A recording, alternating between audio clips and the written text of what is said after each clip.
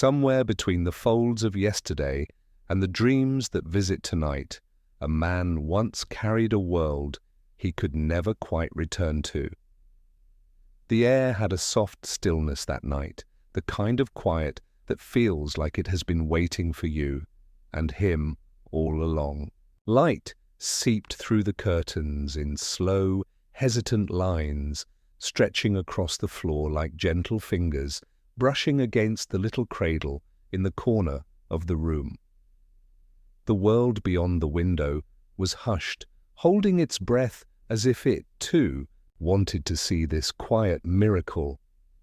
Before anything else, before names and futures and mistakes, there was simply the sound of a soft, steady heartbeat, someone small, someone new, arriving with nothing but possibility and a touch of sorrow carried invisibly in the air. He opened his eyes to a room that smelled faintly of old wood and linen, the kind of smell that makes a place feel like it remembers generations that came before. In the corners, shadows curled softly, not threatening, only observing. And sometimes, if you listened carefully, you could hear the whisper of something like an ancient lullaby threading through the silence. His parents, though weary from nights spent waiting, looked at him not with fatigue, but with a tenderness that felt heavier than all the rest of the world's noise combined. They did not speak much that night, but their hands rested on him, as if to say without words that he was welcome here, that he was safe enough to unfold slowly, and that love, though quiet, had arrived first. There was an old clock in the room, its hands moving in a deliberate, almost sacred rhythm, marking time not in minutes, but in soft pulses of life that felt more like breathing than counting. Outside, the wind shifted, brushing through the trees like a curious hand seeking to trace the edges of someone's life.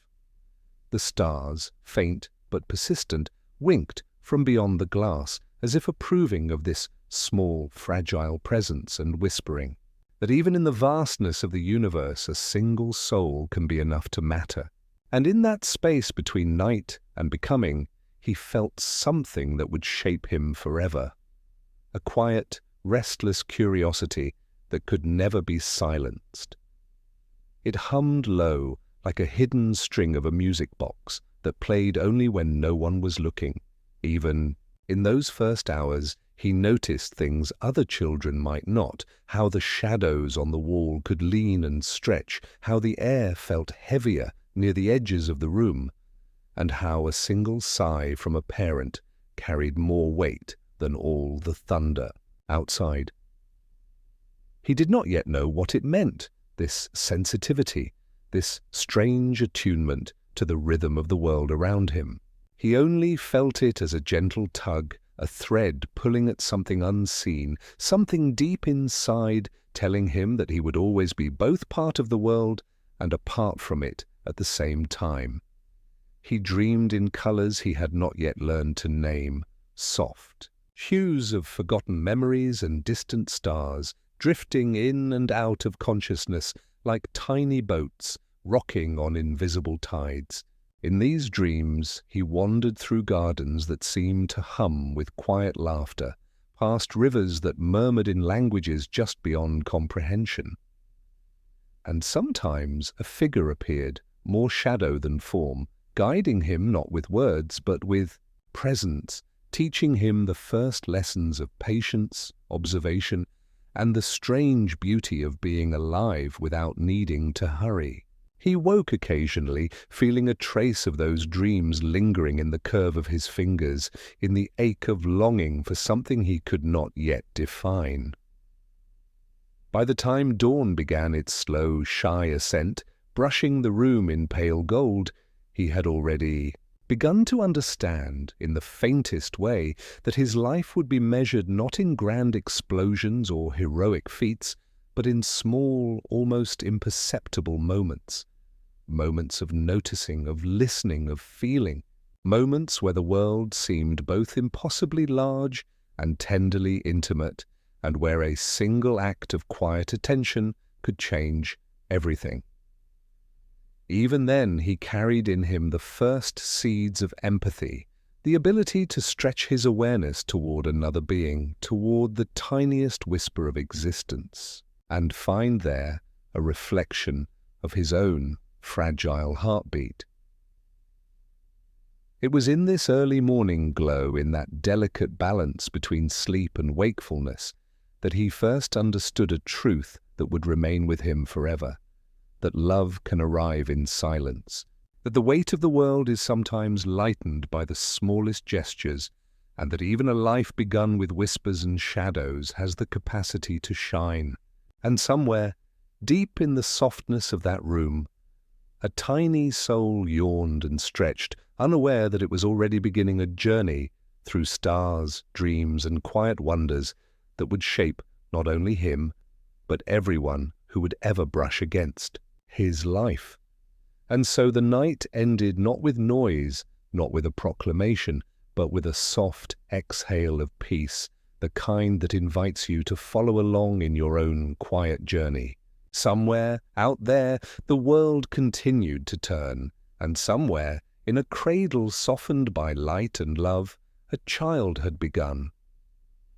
The mornings that followed were quiet in a different way, softer somehow, as if the world itself had adjusted to the presence of one small, observant soul. Rick noticed the subtle rhythm of life in ways that others might have overlooked, the gentle shiver of leaves in the wind, the way sunlight pooled in corners and lingered just a moment before moving on, the faint hum of the wooden floorboards beneath each careful step. Even the simplest things carried a kind of poetry, and he would watch and listen, learning without trying, absorbing the whispers of existence that seemed to speak only to him. He found comfort in patterns, in small routines that shaped his understanding of the world. The way his mother's hand trembled slightly when she carried a cup of tea, the cadence of his father's slow breathing in the evenings, the occasional creak of the door that sounded almost like a secret greeting. These were the soft truths he memorized, storing them somewhere deep, as if each detail might one day form a map to guide him through a life that felt at once ordinary and impossibly strange. There was a tenderness in noticing, he realized, a quiet power in observing without judgment, in simply being present. Sometimes he would wander to the window, tracing the shapes of clouds as they moved lazily across the sky. He imagined them, carrying stories from far-off places, gentle messages drifting from one life to another, and he would watch them until the edge of sleep brushed against his mind, leaving him with a feeling both restless and peaceful. It was in these hours that his curiosity began to grow into something larger than fascination, something that felt like a hunger he could not yet name. He was learning to stretch, not in body but in spirit, to reach toward the world and pull its small wonders close, to fold them into his understanding, to hold them tenderly without needing to possess them. His first attempts at speaking to the world outside his own quiet room were careful, tentative. A neighbor's cat that slinked along the fence received his soft, almost whispered greetings. A bird perched on the branch of a nearby tree would find itself observed with a reverence that seemed almost unnatural in its patience. And sometimes, when the wind carried the faint scent of distant flowers or the faint taste of rain before it fell, he would close his eyes and smile, feeling a connection that did not require explanation. In these moments, he began to sense the invisible threads that linked one life to another, the gentle pull that made one soul resonate with another without needing to speak a single word. Not all of his early days were quiet comfort, of course. There were moments of uncertainty, of sudden disappointment when a carefully observed pattern did not repeat itself, or when a creature he had quietly befriended disappeared without warning.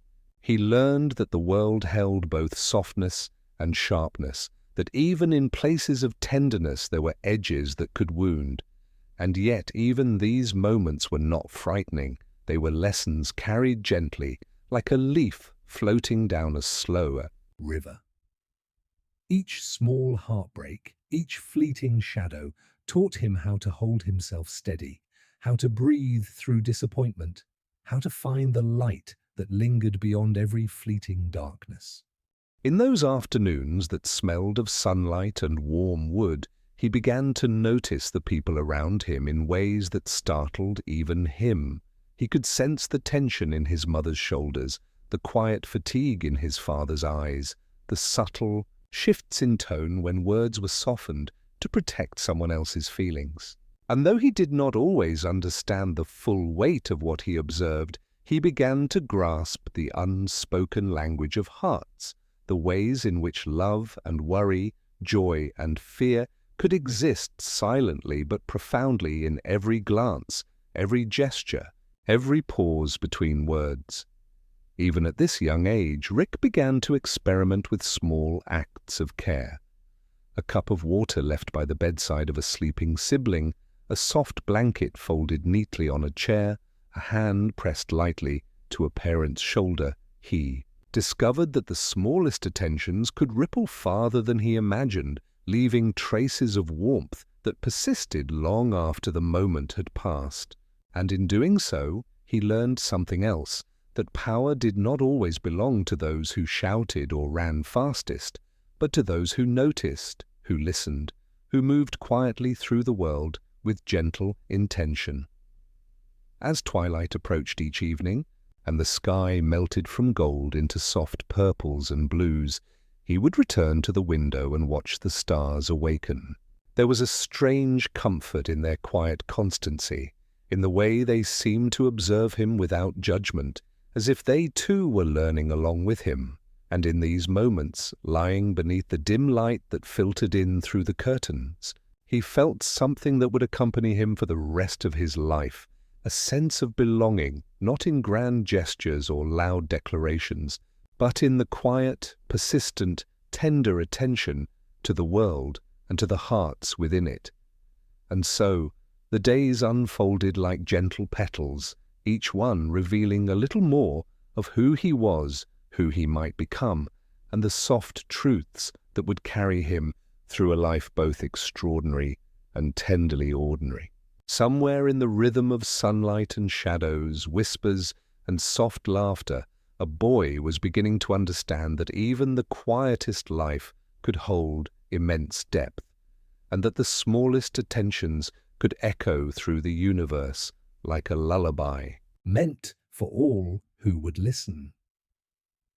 It was during one of those long, gentle afternoons when the sun seemed to linger just above the horizon and the shadows stretched lazily across the garden that Rick first noticed the subtle strangeness in himself. Not the kind of strangeness that demanded attention, nor the loud sort that made others step back, but something quieter, more like a gentle hum running beneath the skin of the ordinary. He found that he could sense the rhythm of things, the sway of a tree branch, the pause in a bird's song before it continued, the delicate tension in a spider's web as it waited for the next tremor. At first, he thought everyone must notice these things until he realized the world was mostly silent for everyone else. For him, it sang.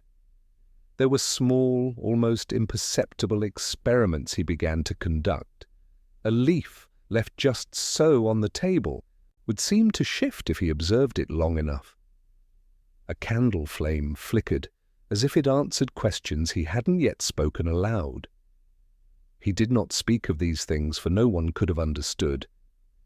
Instead, he carried them inside, a secret garden of tiny marvels that he alone tended, marveling at the quiet way the universe seemed to respond when he paid careful attention.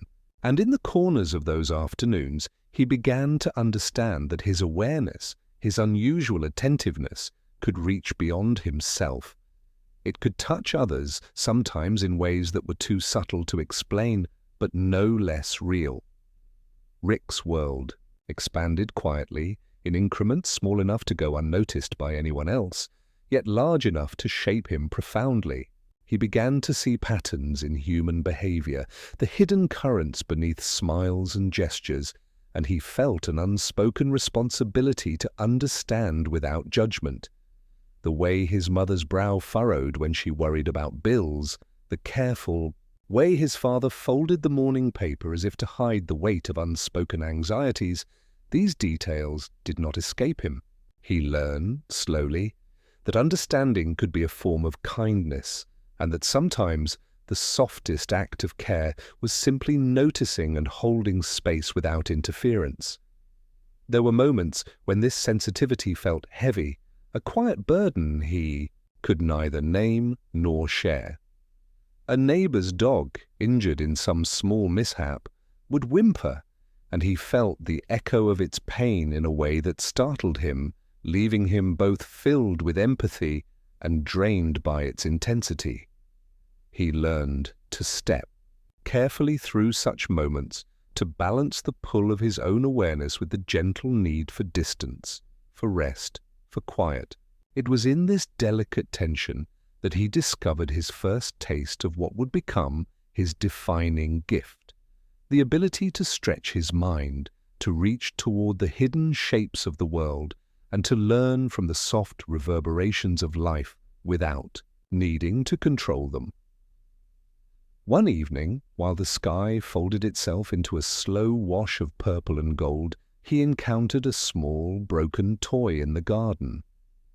It was a simple thing, a wooden soldier missing a leg, but to Rick it seemed alive with stories. He knelt beside it, turning it carefully in his hands, sensing the invisible weight of its history. The child who had cherished it, the afternoons spent in imagined battles, the tiny heartbreaks it had endured. And in that moment he realized that his quiet attentiveness was not just a way of seeing the world, it was a way of understanding the hearts within it. He set the toy gently aside as if repairing it with his care alone, feeling a soft warmth bloom in his chest that told him he had done something that mattered, though no one else would ever know.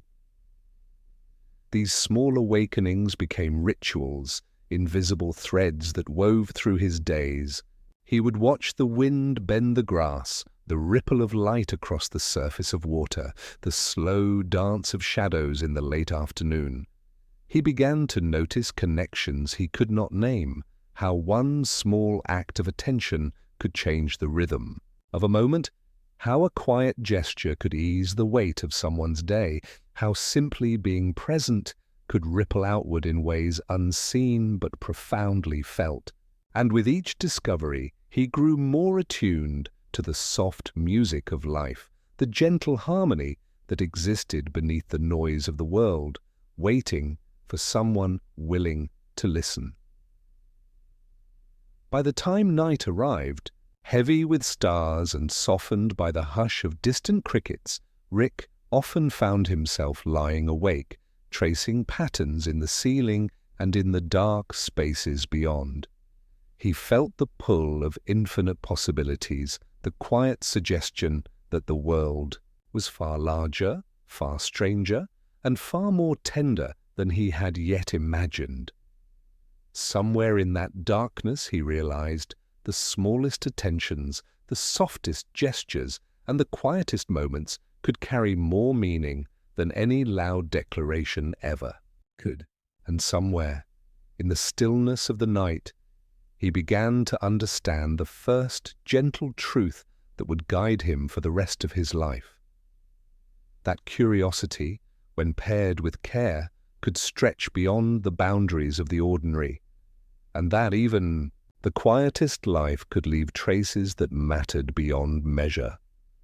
And so, with the stars blinking softly above and the night humming low around him, he drifted into sleep, carrying with him the knowledge that he was slowly, quietly becoming someone who could touch the world without ever needing to shout, someone whose power was measured not in spectacle, but in the gentle, persistent resonance of attention and love.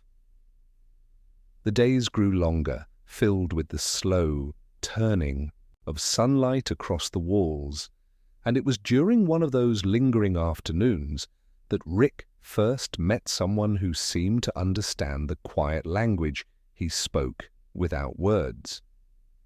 He did not recognize it at first, of course, this resonance between their souls, because it was not loud or insistent. It was in the way the man moved, deliberate yet unhurried, in the gentle cadence of his voice when he spoke to Rick, in the soft manner of listening that allowed a child's thoughts to float freely without interruption. The man's eyes held the patience of decades spent observing without judgment, and for the first time Rick felt as if a shadow had been lifted from the corners of his small, careful world. The man did not demand anything of him, nor did he fill the space with unnecessary words. Instead, he simply existed alongside Rick, a quiet presence, like the faint hum of the earth itself. On some days they would sit in the garden, hands folded, on knees, watching the wind play with the branches of the trees, letting the silence stretch comfortably between them. On other days, the man would offer a word or two, soft and precise, guiding Rick's curiosity without forcing it, suggesting that the world could be understood not through noise or spectacle, but through careful attention and patience.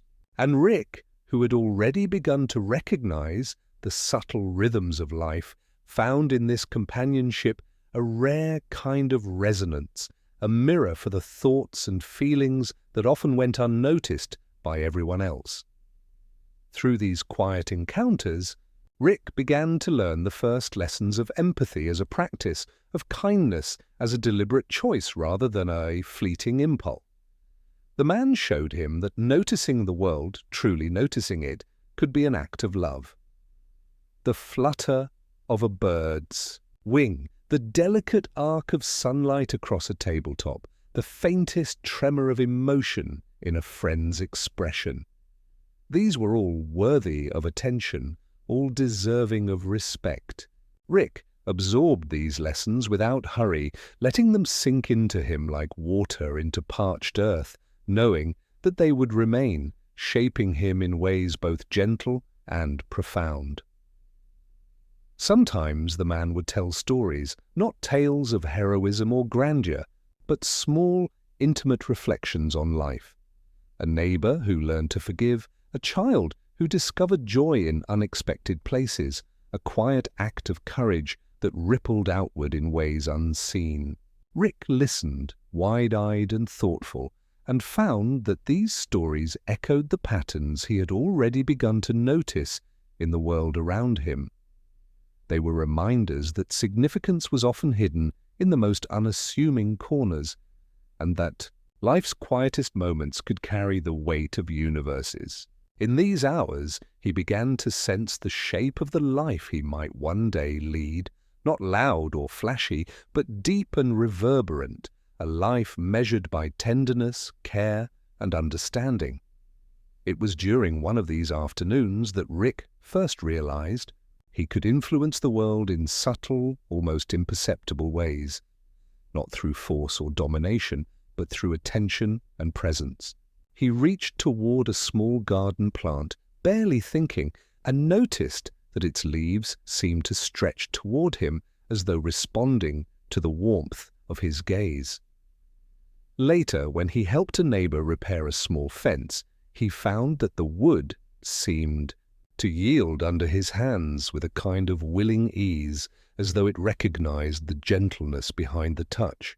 These moments, though tiny and often unnoticed by anyone else, carried a quiet thrill for Rick, not of power in the ordinary sense, but of belonging, of connection, of understanding that the world responded when he engaged with it tenderly, attentively, fully.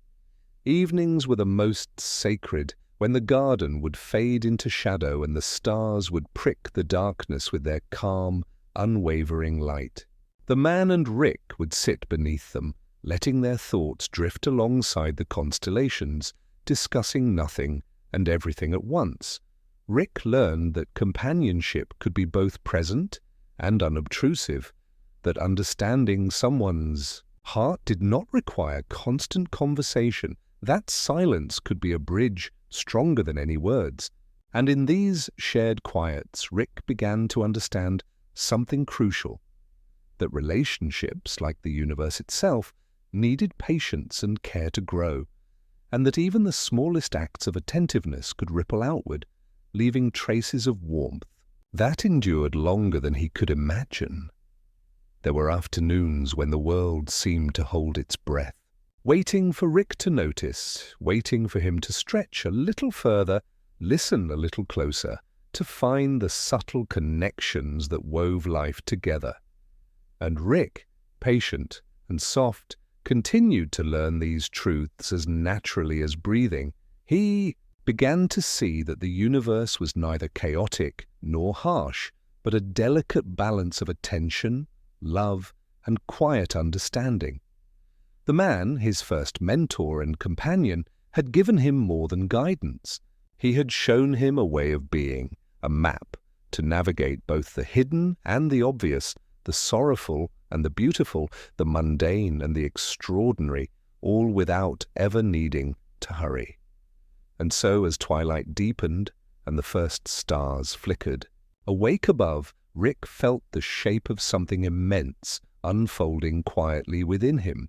He realized that his life would not be measured by loud accomplishments or dramatic displays, but by these small, intentional acts, by the attentions paid and the hearts held carefully, and by the rare, precious souls who recognized and nurtured the hidden music in him. And somewhere, in that soft, starlit garden, beneath the hush of the evening and the gentle presence of his mentor, a boy understood for the first time that he was beginning a life of quiet wonder, of delicate heroism, and of gentle, resonant love that would stretch far beyond the walls of his small, tender world. As the seasons shifted gently, Rick began to notice the world beyond his small garden in ways that both delighted and unsettled him. The wind carried stories from places he had never seen, scents of distant flowers, and the faint tang of rivers winding through lands far away. He would stand by the fence, letting the breeze brush across his face, imagining the lives unfolding in the invisible corners of the world. Sometimes the images were vivid, a boy skipping stones across a lake, a woman laughing in a sunlit kitchen, a dog racing across a field, but always they were soft, like memories he had not yet lived. And with each imagined scene, he felt a mixture of longing and awe, a gentle ache that whispered the promise of everything that might one day be. It was during one of these afternoons that he encountered a small, quiet sorrow that lingered at the edge of his awareness. A bird had fallen from a branch, its wing bent in an awkward angle, trembling with fear. Rick knelt beside it, careful not to startle the fragile creature, and felt the tiny pulse of panic vibrating through its body. He did not shout, did not call for help. He simply reached out with his hands, steady and warm, allowing his presence to convey calm. The bird hesitated, then slowly allowed him to lift it, and in that moment Rick understood the first deep lesson of care. That sometimes healing begins with patience, with quiet attention, and with the courage to simply be present for another being's suffering. From that day onward, his afternoons were filled with these small acts of connection. He repaired broken toys left in the yard by neighbors' children, whispered soft encouragements to frightened animals, and learned the subtle art of comforting without speaking, of giving without expectation. Each act reinforced the truth he had begun to sense, that even the smallest attentions, when offered with sincerity, could leave lasting traces in the world, shaping hearts as surely as rivers carve valleys over centuries. Rick's sensitivity extended naturally toward the people in his life as well. He noticed the quiet tremors of emotion that passed across his parents' faces, the fleeting shadows that crossed their eyes when worry or fatigue settled in. And though he was still too young to name all the complexities he observed, he began to respond with gestures both subtle and profound, a hand pressed gently to a shoulder, a soft question asked at the right moment, a silent offering of company when words felt inadequate. He discovered the strange and comforting rhythm of empathy, the way it could flow from one heart to another, sometimes without either person needing to speak, creating a resonance that lingered long after the moment had passed. There were, of course, moments when the weight of understanding felt heavy, almost too much for a small boy to bear. The loss of a neighbor's pet, the sight of someone crying quietly behind a closed door, the tiny injustices of the world all pressed in on him like a subtle ache. And yet, rather than retreating, Rick began to discover that sorrow, when held gently, could deepen the capacity for love. He learned that the world's fragility was not a reason to turn away, but an invitation to engage more fully, to extend his attention beyond himself, and to embrace the quiet responsibility that comes with perceiving the hidden pains and joys of others. It was in the evenings, as the sun dipped slowly beneath the horizon and the sky bled into shades of lavender and amber, that Rick's awareness seemed to grow the most. He would lie on the soft grass, eyes tracing the first stars to appear, letting his thoughts drift among them. The constellations became companions in his contemplation, steady witnesses to the unfolding of his understanding. He began to see that life was neither simply good nor bad, neither completely predictable nor chaotic, but a subtle weave of moments that demanded careful attention, a delicate dance between presence and absence, action and reflection. And sometimes, as he gazed upward, he imagined himself reaching out, not with hands, but with something deeper, a part of him that could stretch across distance and time. He sensed the faint hum of connection linking every living thing, a quiet pulse beneath the world's surface that whispered of interdependence and unseen harmonies. In that soft space he understood that his own curiosity and attentiveness could be a force, not one that demanded recognition or applause, but one that quietly shaped the world in small, meaningful ways. By the time night arrived, heavy with the hush of crickets and the slow bloom of stars, Rick felt a deep sense of alignment with the rhythms around him. He was learning that to notice, to care, and to act with patience and presence was to become part of a subtle kind of magic, one that did not rely on spectacle, but on the quiet, persistent resonance of love and understanding. And as he drifted into sleep, warmed by the day's discoveries and the soft glow of twilight, he carried with him a growing sense of purpose, that even the smallest attentions, offered with care, could stretch beyond himself, reaching into the lives of others, like gentle ripples across still water, leaving traces that lingered long after the moment had passed. The days began to carry a subtle shift, an awareness in Rick that the world held more than could be seen with ordinary eyes. He had always noticed small patterns, small rhythms, but now he sensed the possibility of bending them ever so slightly, like a whisper moving just beyond the edge of perception.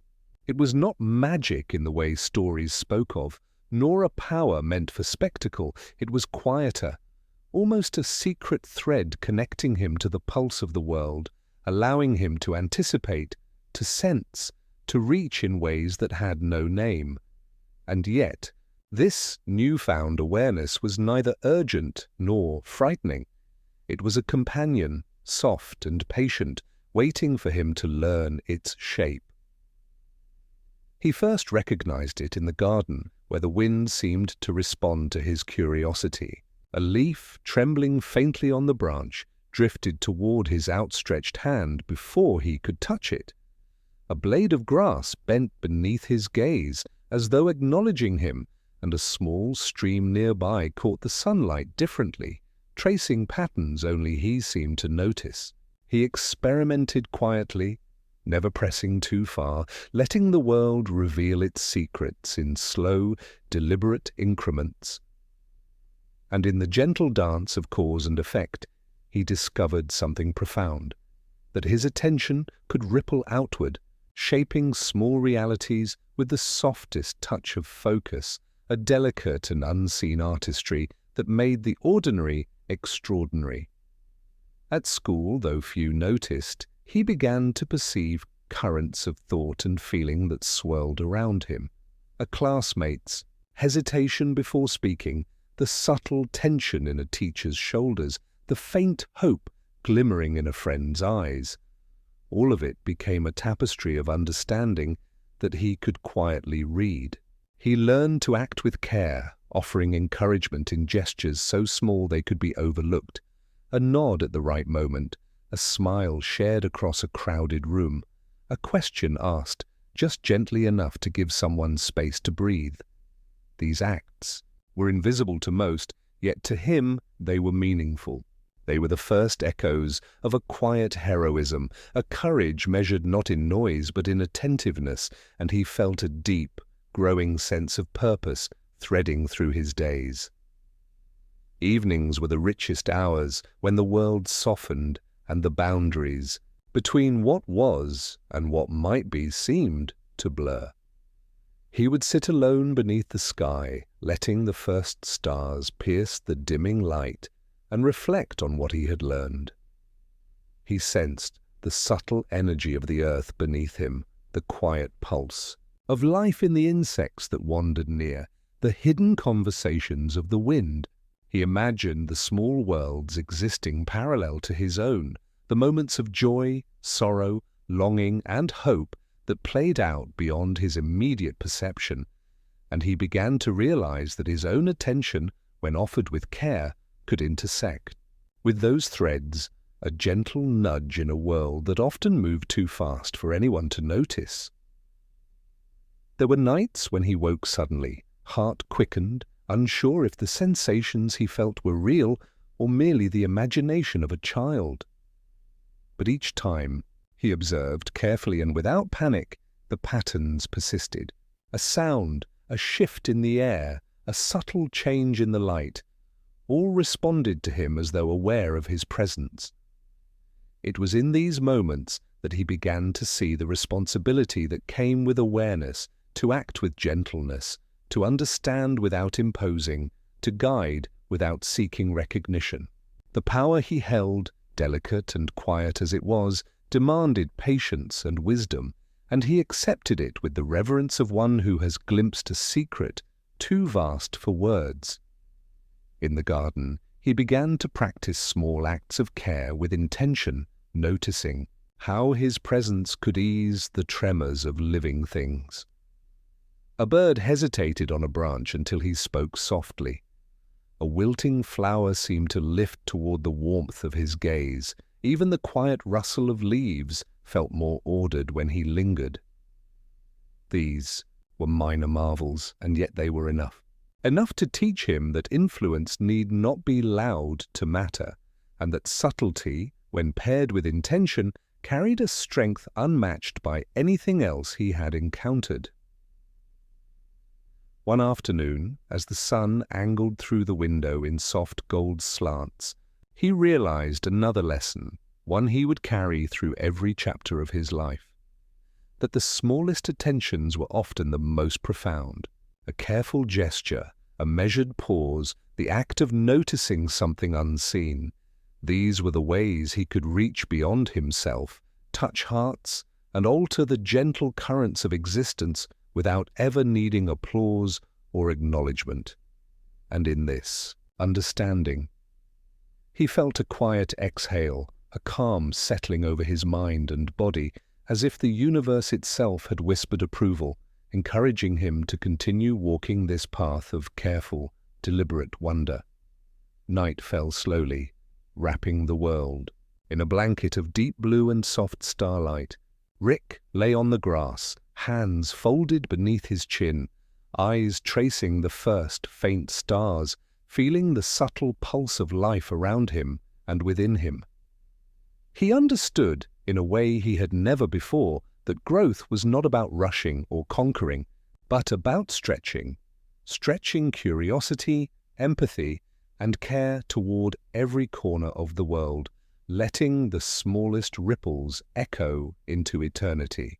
And somewhere, in that quiet night, beneath the hush of trees and the shimmer of distant stars, he felt the gentle hum of possibility, a reassurance that this slow, deliberate path was the one he was meant to follow, one step, one breath, one quiet moment at a time. As the seasons continued their gentle progression, Rick found himself drawn to the people around him in a way he had not before.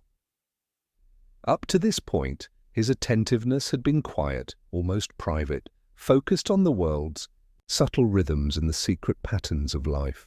But now he began to sense the tender, often hidden currents of emotion that passed between individuals, like faint ripples in a pond that only he could see.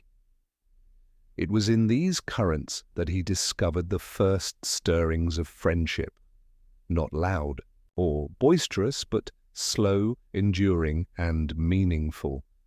It began with a boy in his class who always carried a small sketchbook, the edges worn, pages filled with careful lines and small, fragile drawings.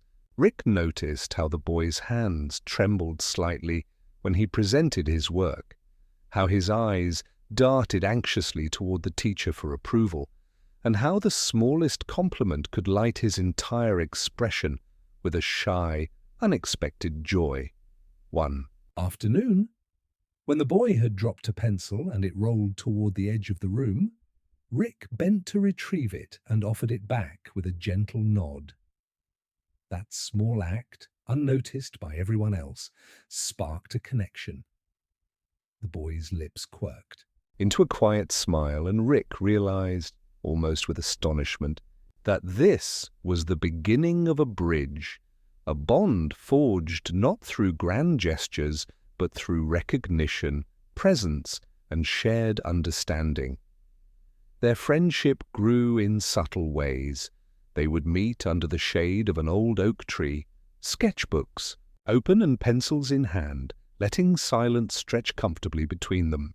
Sometimes they would talk softly about things that mattered little to others, yet felt immense to them, the way clouds moved across the sky, the patterns of ants marching along the sidewalk, the fleeting emotions glimpsed in a teacher's glance.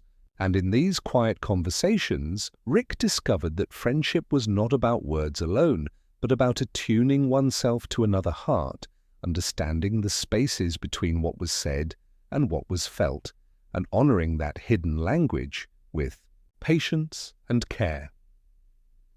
In the afternoons that followed, he began to notice the subtler joys of companionship, the small laughter shared over a joke that only they understood, the exchange of carefully folded notes containing sketches or observations, the quiet support when one faltered and the other simply remained nearby, a steadfast presence without interruption. Rick felt a sense of belonging he had not experienced before, a tether to the world that was anchored not in recognition or applause, but in the profound simplicity of being seen and understood. Yet, as often happens in the quiet growth of life, joy arrived entwined with gentle sorrow. One day, the boy's family moved to a distant town, leaving Rick with the sharp ache of absence for the first time. He felt the empty space where laughter had once lingered, and for a moment he wrestled with the weight of loss. But even in that quiet heartache, he discovered a lesson that would shape him forever, that the bonds we form do not vanish when presence fades. They persist as echoes, subtle and enduring, and the love and attention we offer continue to ripple through the world, even in unseen ways.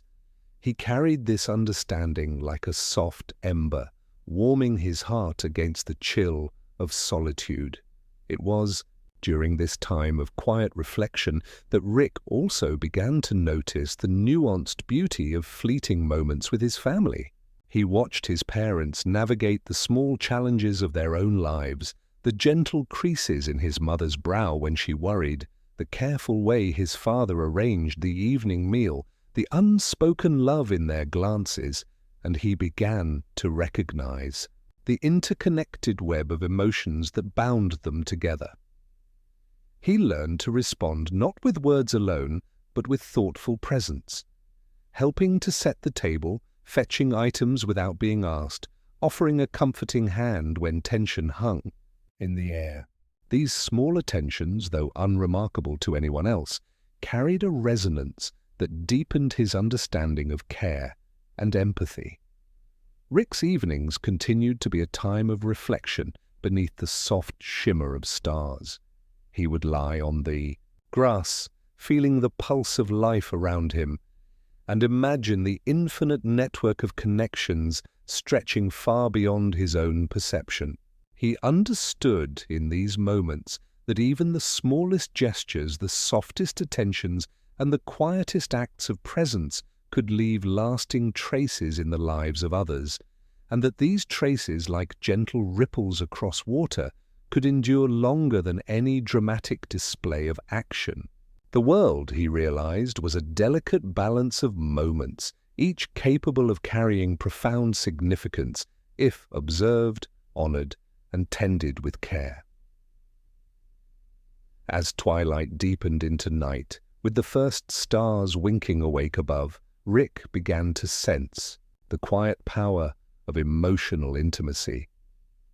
It was not loud or immediate. It did not shout for recognition. But it was there, a thread connecting hearts across time and distance, binding those who cared enough to notice, listen, and respond. And in the gentle hum of that understanding, he felt a sense of purpose unfolding within him. That his life could be a series of small attentions, deliberate acts of kindness, and quiet empathy that, woven together, might create a tapestry, both vast and tender, a legacy of love that stretched beyond himself into the lives of others. And so, with the night surrounding him, carrying both the ache of absence and the warmth of remembered laughter, Rick drifted into sleep, cradled by the knowledge that connection, fragile, subtle, yet enduring, was the truest form of heroism he could offer the world, one small, quiet act at a time. The first brushes with loss arrived quietly, like a soft shadow falling across the edge of a sunlit room. Rick did not understand it fully at first, only that the world could shift without warning, that even the tender threads of friendship and care were sometimes frayed by circumstances beyond anyone's control. A neighbor's dog, one he had grown fond of, disappeared one morning, and the absence pressed against him like a subtle ache.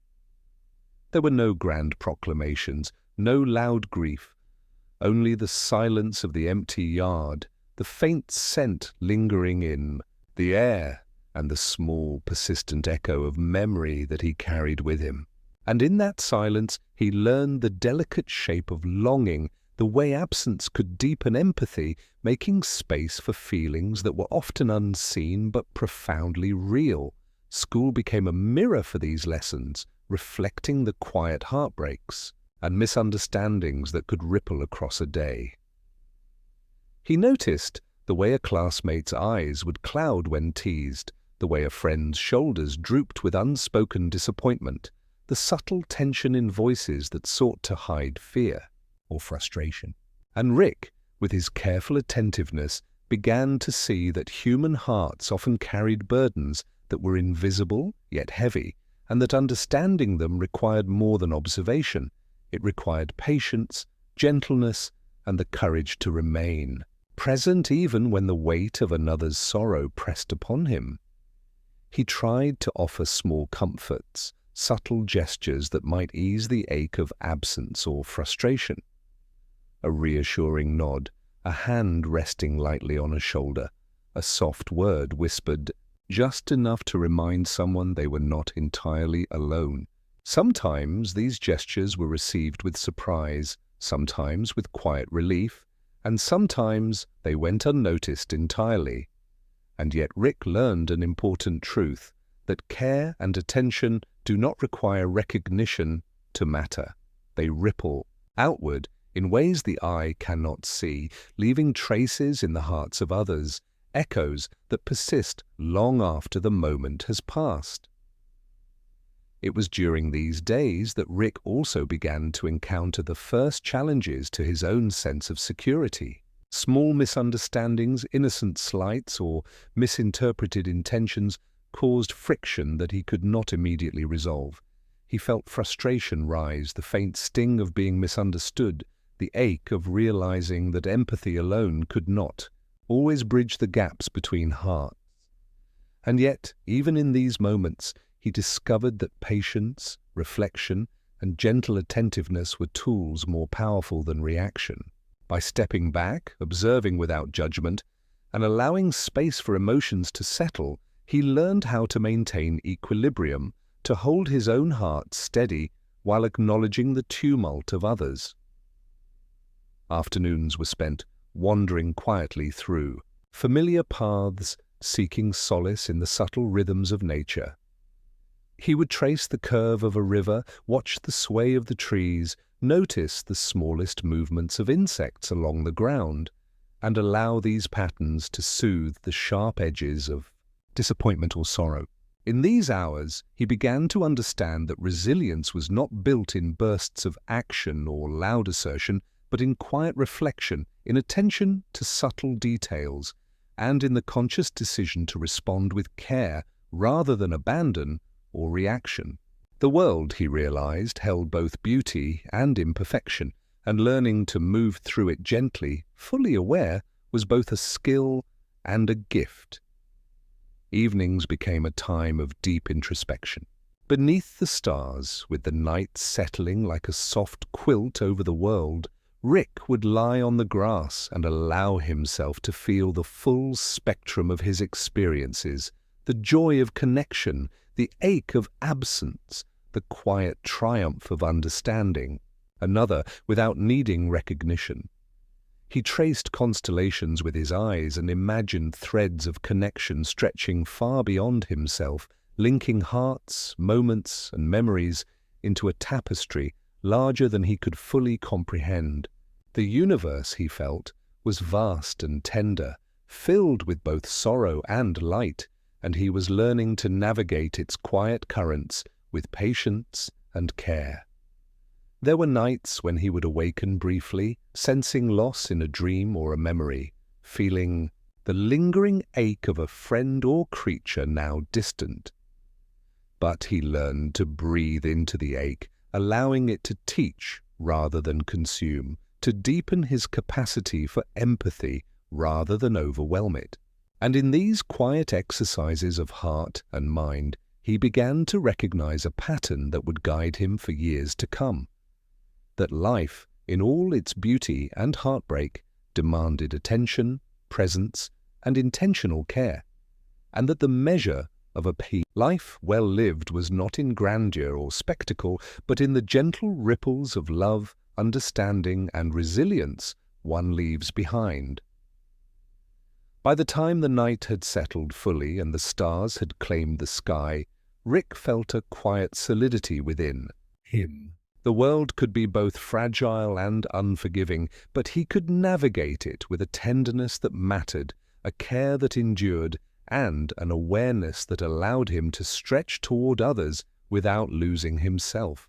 And as sleep claimed him, he carried the soft certainty that even in absence, even in sorrow, even in misunderstanding, his quiet attentiveness could create lasting warmth, shaping the world in ways unseen but profoundly real.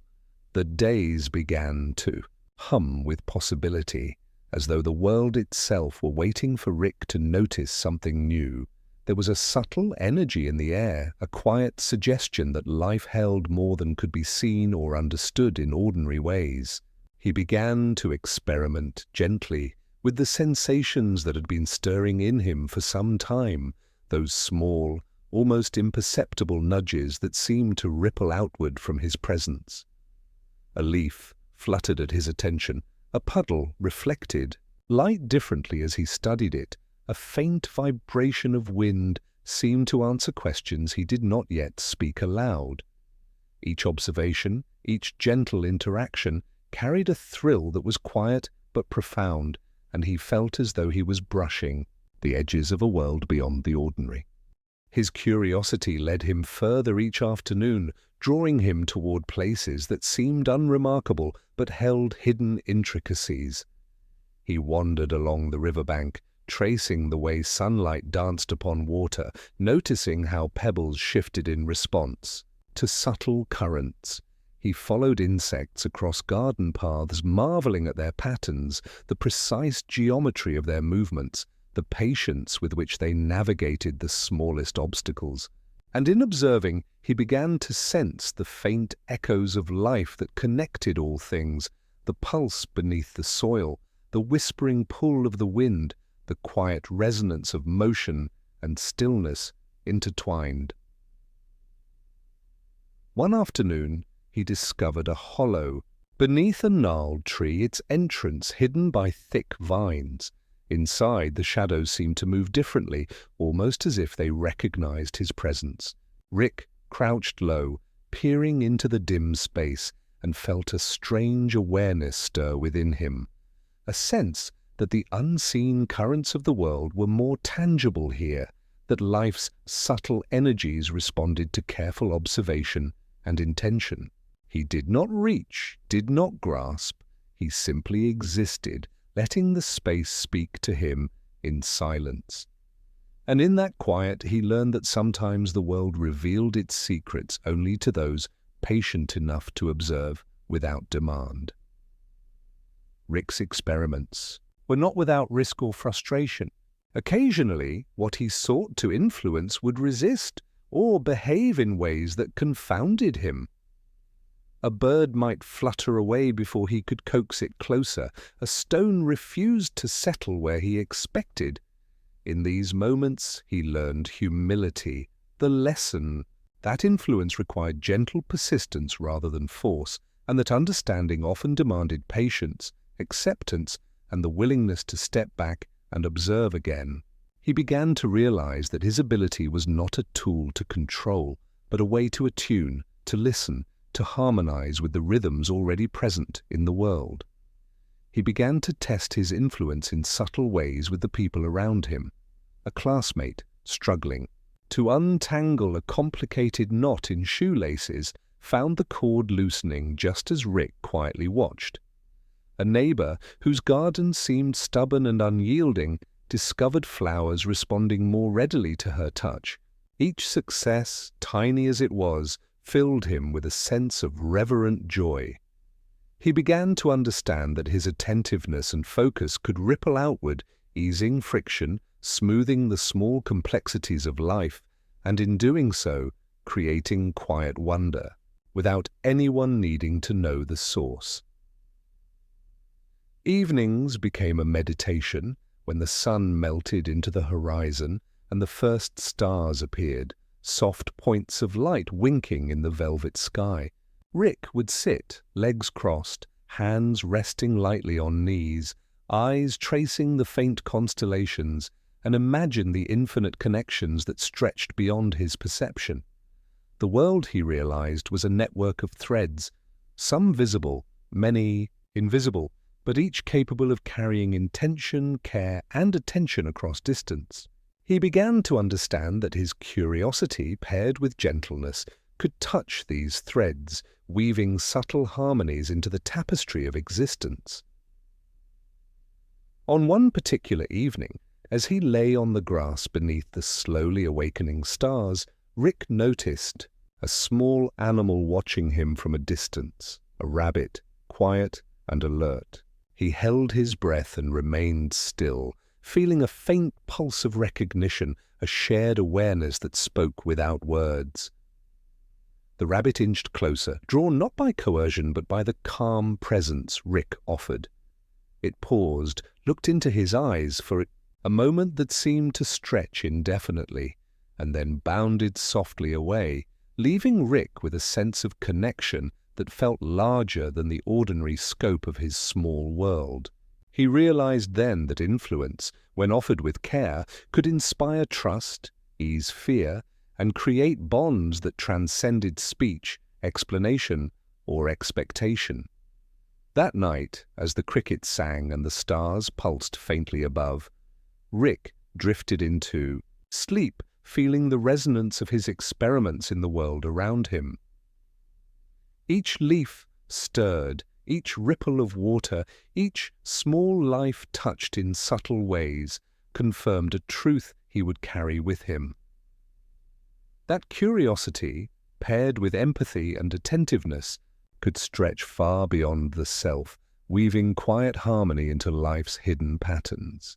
And somewhere, in the hush of the night, beneath the infinite expanse of stars, he understood that his quiet heroism would not demand applause, but would live in the tender ripples of care and presence that endured long after he had gone. The following weeks carried a subtle weight, as if the world had quietly shifted beneath Rick's feet. His awareness, once a gentle curiosity, was beginning to intertwine more intricately with the people around him, creating patterns of connection both delicate and profound. He discovered that his presence could influence not only nature, but the fragile threads of human emotion. A quiet word, the tilt of a head, the soft hum of acknowledgement. These gestures began to ripple farther than he had imagined, touching hearts in ways that neither he nor anyone else could fully measure. He noticed it first with a girl in his class, someone who had always lingered at the edges of laughter, a smile quick to fade, eyes often clouded with a quiet uncertainty. She moved through the world with caution, hesitant in her steps, as though afraid of leaving too much of herself behind. Rick, observing with the careful patience he had been cultivating, discovered that small attentions could create openings, subtle spaces where trust might blossom. A glance held long enough to convey understanding, a soft word offered without expectation, a shared silence beneath the old oak tree. All these became threads weaving gently into the fabric of their growing connection. It was not instant or dramatic, nor was it ever loud. But Rick began to notice the way she looked for him in moments of uncertainty, the way her laughter lingered slightly longer when he was near, the quiet tilt of her head when she wanted someone to understand without having to say a word. In observing her, he discovered the delicate power of empathy, that one could touch another soul with nothing more than presence, attention, and patience, and that even subtle gestures could leave lasting warmth. Yet along with this quiet triumph came the first hints of internal conflict, an awareness that connection could also expose vulnerability. The more he reached toward others, the more he felt the weight of their unspoken struggles, their hidden fears, and the limits of what even his attentiveness could soothe. There were moments when he longed to offer comfort, but found the gap between intention and effect too wide, when the sorrow in someone else's eyes pressed on his own heart with an ache he could not easily dispel. He began to recognize that growth, both his and that of those around him, carried a delicate balance, to care deeply while learning to accept that some things could not be fixed, some pains could only be witnessed. One afternoon, while wandering near the riverbank, he came across a small nest, disturbed by the wind, its fragile eggs rolling into the grass. He reached for them, holding them carefully in his hands, feeling the soft vibrations of life within. It occurred to him in that suspended moment that the act of caring required both courage and humility. Not everything could be controlled, not every life could be perfectly safeguarded. But even the gentlest gestures, returning the eggs, whispering reassurance, attending fully to the fragile pulse of living things, created ripples that mattered, shaping the quiet contours of life in ways invisible yet enduring. Evenings continued to be the time for reflection. Beneath the stars he lay with hands resting lightly on his chest, tracing the constellations and feeling the subtle hum of the world around him. He considered the web of connections he had begun to touch. Friends, neighbors, animals, the rhythm of seasons, and the hidden currents of thought and emotion. Each act of care, each small attentiveness was a note in an ongoing melody, and Rick felt the comforting sense that even imperfections, moments of failure, and the limits of understanding were themselves part of the harmony. Rick also began to notice a deepening curiosity about what lay beyond the immediate scope of his life. The patterns of nature, the unseen threads linking one person to another, the subtle shifts in energy between living beings. All of it felt like a doorway to a larger world of understanding. He began to test the edges of his abilities, seeing how much he could influence without imposing, how far a quiet presence could reach, how gently his attention could guide the unfolding of events without demanding them. It was a careful, almost reverent experimentation, each success and failure teaching him more about the responsibilities that came with perception. Nightfall brought with it a familiar calm, a sense that the day's explorations had left traces both in the world and within himself. He lay beneath the slowly awakening stars, feeling the pulse of life stretching outward from his body, sensing the invisible currents that connected him to friends, to nature, to the unseen threads of existence. And in the quiet, he understood that his quiet heroism was neither loud nor recognized. It was measured instead by the depth of attention, the persistence of empathy, and the willingness to touch the world gently and meaningfully, even when results were invisible. As sleep claimed him beneath the hush of night, Rick carried with him the soft realization that growth, connection, and influence were all intertwined. Each small act of care, each intentional attentiveness, was a ripple in the vast, unseen ocean of life. And somewhere beyond the stars, in the quiet spaces between moments, he felt the subtle affirmation of the world itself, that his quiet attentiveness mattered, and that even in the unseen, even in the unnoticed, his presence could stretch far, shaping the contours of life with tenderness, understanding, and quiet wonder. The days grew longer, and with them, Rick felt the subtle stirrings of something new within him, a gentle, almost imperceptible energy that hummed beneath his awareness. It was not frightening nor demanding. It was simply present, like a quiet companion that waited for him to notice. He first became aware of it while sketching along the riverbank, watching the light ripple across the water. A leaf, caught in the current, seemed to pause at the very moment he focused on it, drifting slightly closer to the shore than it would have naturally. He blinked, unsure if it had been chance, and then smiled at the possibility that his attention might have nudged the world in ways he could not yet fully understand. Rick began to experiment carefully.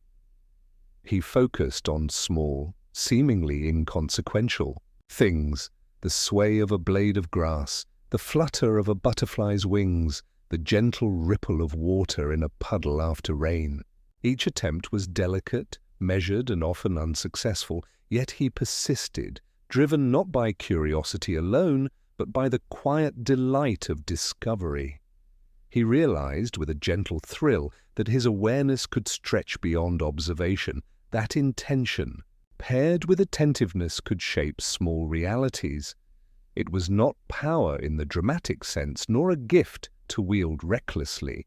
It was more akin to learning a subtle language, one that required patience, humility, and respect. School days carried new nuances as well. Rick noticed the soft resonance of emotions around him more acutely than before. A classmate's sigh, barely audible, could ripple through the space around him, shifting his own mood. A friend's unspoken doubt seemed to tug at the edges of his awareness, and he found himself intuitively offering reassurance with a glance or a gentle word. And slowly, he began to see a pattern. His emerging abilities were not meant for spectacle or control, but for the quiet shaping of harmony, the subtle weaving of understanding, and the delicate easing of tensions that often went unnoticed. There were times, of course, when the sensation startled him, leaving him unsure of boundaries. A pigeon perched nearby, a sudden rustle in the leaves, or the almost imperceptible flutter of a friend's hand could trigger a ripple of perception within him. Sometimes the result surprised him, a small object shifting just so, a smile appearing. On a hesitant face, a feeling of ease settling over someone he cared for. He learned quickly that his influence required patience, that forcing it too soon led only to confusion or imbalance. It was a slow, careful dance, guided by observation and empathy, and each success, however small, deepened his sense of wonder and responsibility. Afternoons became laboratories for his quiet experiments. He practiced patience with animals, watching how they responded to presence rather than action, learning to understand their needs without imposing.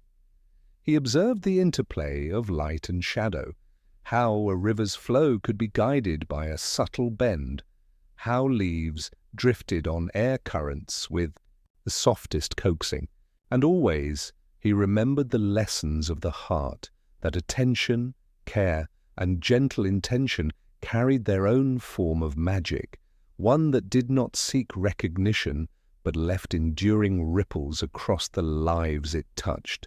Friendships deepened alongside these subtle abilities. Rick became increasingly attuned to the unspoken emotions of those he had grown close to. The boy with the sketchbook, the girl with hesitant laughter.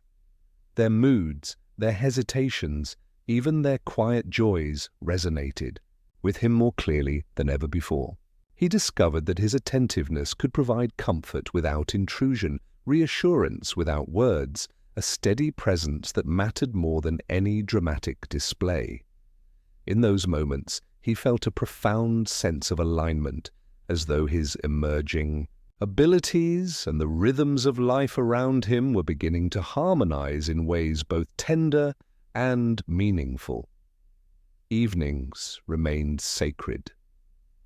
Beneath the soft shimmer of stars, he would lie on the grass, hands resting lightly against the earth, eyes tracing constellations and letting his mind drift across the invisible threads connecting all living things.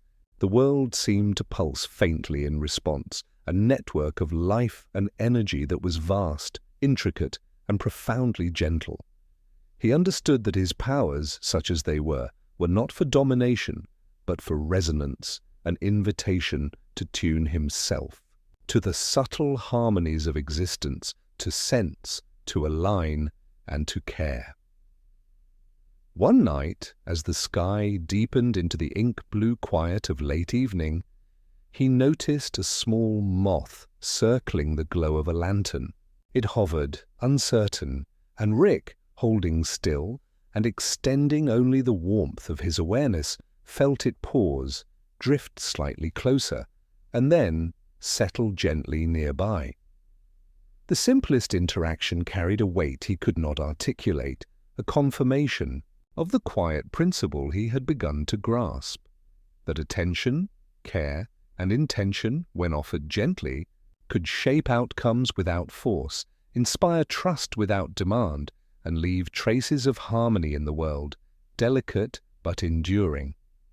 As sleep approached, enveloping him in the hush of night, Rick carried with him the understanding that discovery and empathy were inseparable, that quiet attentiveness could stretch beyond the visible, and that the slow cultivation of care and curiosity could ripple outward, shaping the hidden currents of life in ways both profound and gentle. And beneath the soft shimmer of distant stars, he drifted into dreams, knowing that his quiet heroism was only beginning to take shape, small but enduring, like a river threading unseen through the landscape of the world. As the weeks unfurled, like a soft ribbon of time, Rick's quiet attentiveness began to intersect more profoundly with the people he cared for. It was no longer enough to simply observe the world or the rhythms of nature. He noticed the subtle complexities of the hearts around him and the delicate ways in which emotions could ripple unseen, connecting one soul to another. The girl, with the hesitant laughter for instance, seemed more aware of his presence than he had imagined, tilting her head in a way that silently asked for understanding without words. Rick responded with the gentleness he had been learning, offering quiet nods and careful attention, allowing her space to unfold without pressure, and in doing so, he discovered that trust and connection could deepen even in silence. The boy with the sketchbook, too, became a vital companion in these quiet explorations. Together they began to notice how subtle gestures could shift a moment, a glance offered at precisely the right time, a small word of encouragement, the way attention could smooth the rough edges of doubt and fear. Rick found that these tiny attentions were not insignificant. Rather, they carried a resonance that stretched farther than immediate perception. He began to sense that his own emerging abilities, the gentle influence he was learning over the world around him, could harmonize with emotional understanding, creating a synergy both delicate and powerful. One afternoon, while wandering along the garden paths, Rick noticed a slight tremor in the boy's expression, a quiet hesitation that seemed to ripple outward like a faint vibration in the air. He approached carefully, not with words, but with presence, sitting beside him under the old oak tree. For several minutes, they simply shared the space, listening to the wind and watching the sunlight drift across the leaves. Rick felt the subtle pull of empathy between them, an invisible thread that allowed comfort to flow without expectation, and the boy relaxed in a way that made Rick's chest feel lighter. It was a lesson in the quiet power of companionship, that sometimes being there, without demanding, without explaining, was more potent than any words or action. The girl with the hesitant laughter continued to teach him new layers of understanding. There were moments when her mood shifted subtly, almost imperceptibly, yet Rick could sense the tension beneath the surface, a quiet storm of thoughts that words alone could not convey. He began experimenting with the gentlest nudges of attention, small smiles, a softly placed hand on a shoulder, a shared glance that carried recognition. The results were subtle but undeniable. She relaxed, her laughter lingering longer, her posture easing, the unseen currents of fear and doubt retreating just enough to make room for trust. Rick began to realize that the interplay between his attention and emotional perception was itself a delicate form of heroism, subtle and profound, shaping the world quietly yet meaningfully. Even nature seemed to respond more readily to his presence during this period. The garden, the trees, the riverbank, all appeared to recognize his careful attentiveness, as if the world were aligning with the rhythm he had learned to offer. Leaves would drift gently toward his hands. Small animals lingered longer in his. Presence and water shimmered differently when he observed its flow with full focus. Rick understood that these were not acts of control, but invitations of connection, and he marveled at the harmony that could arise when awareness, empathy, and attention intersected. However, the chapter of emotional growth was not without its challenges. moments of miscommunication, misunderstanding, and absence arose, testing Rick's patience and resilience. He noticed the subtle pain of being misread or overlooked, the ache of wishing to comfort when he could not reach, and the sting of imperfection in relationships he held dear. These moments were quiet but weighty, and he learned that empathy carried responsibility. The ability to witness, to support, and to remain steady without forcing outcomes. It was a lesson in humility, patience, and the acceptance that some threads of connection could only stretch so far before they needed to rest. Evenings became sacred again when the sky deepened into a blanket of stars and the world exhaled into quiet. Rick would lie on the grass, tracing the constellations with his eyes, sensing the invisible currents that connected hearts, life, and nature. He reflected on the intricate dance of relationships, the subtle influence of attention, and the gentle shaping of moments with care. It was in these meditative hours that he began to understand the depth of his emerging abilities. That quiet attentiveness, empathy, and intentional presence could ripple through the world in ways both profound and unseen. That night, as the first shimmer of dawn touched the horizon, Rick felt a soft swell of understanding within him. His quiet heroism was not about grand gestures, dramatic displays, or recognition.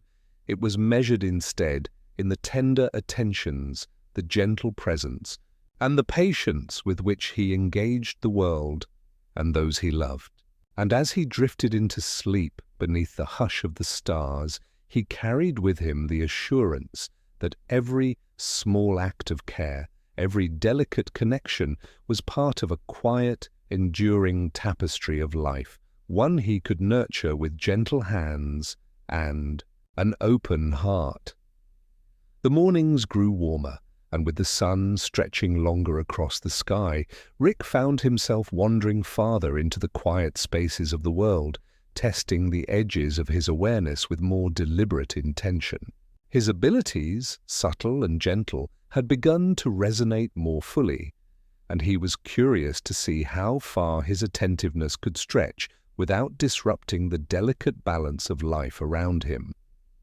Each step felt like a question posed to the universe, a small experiment in harmony, patience, and care.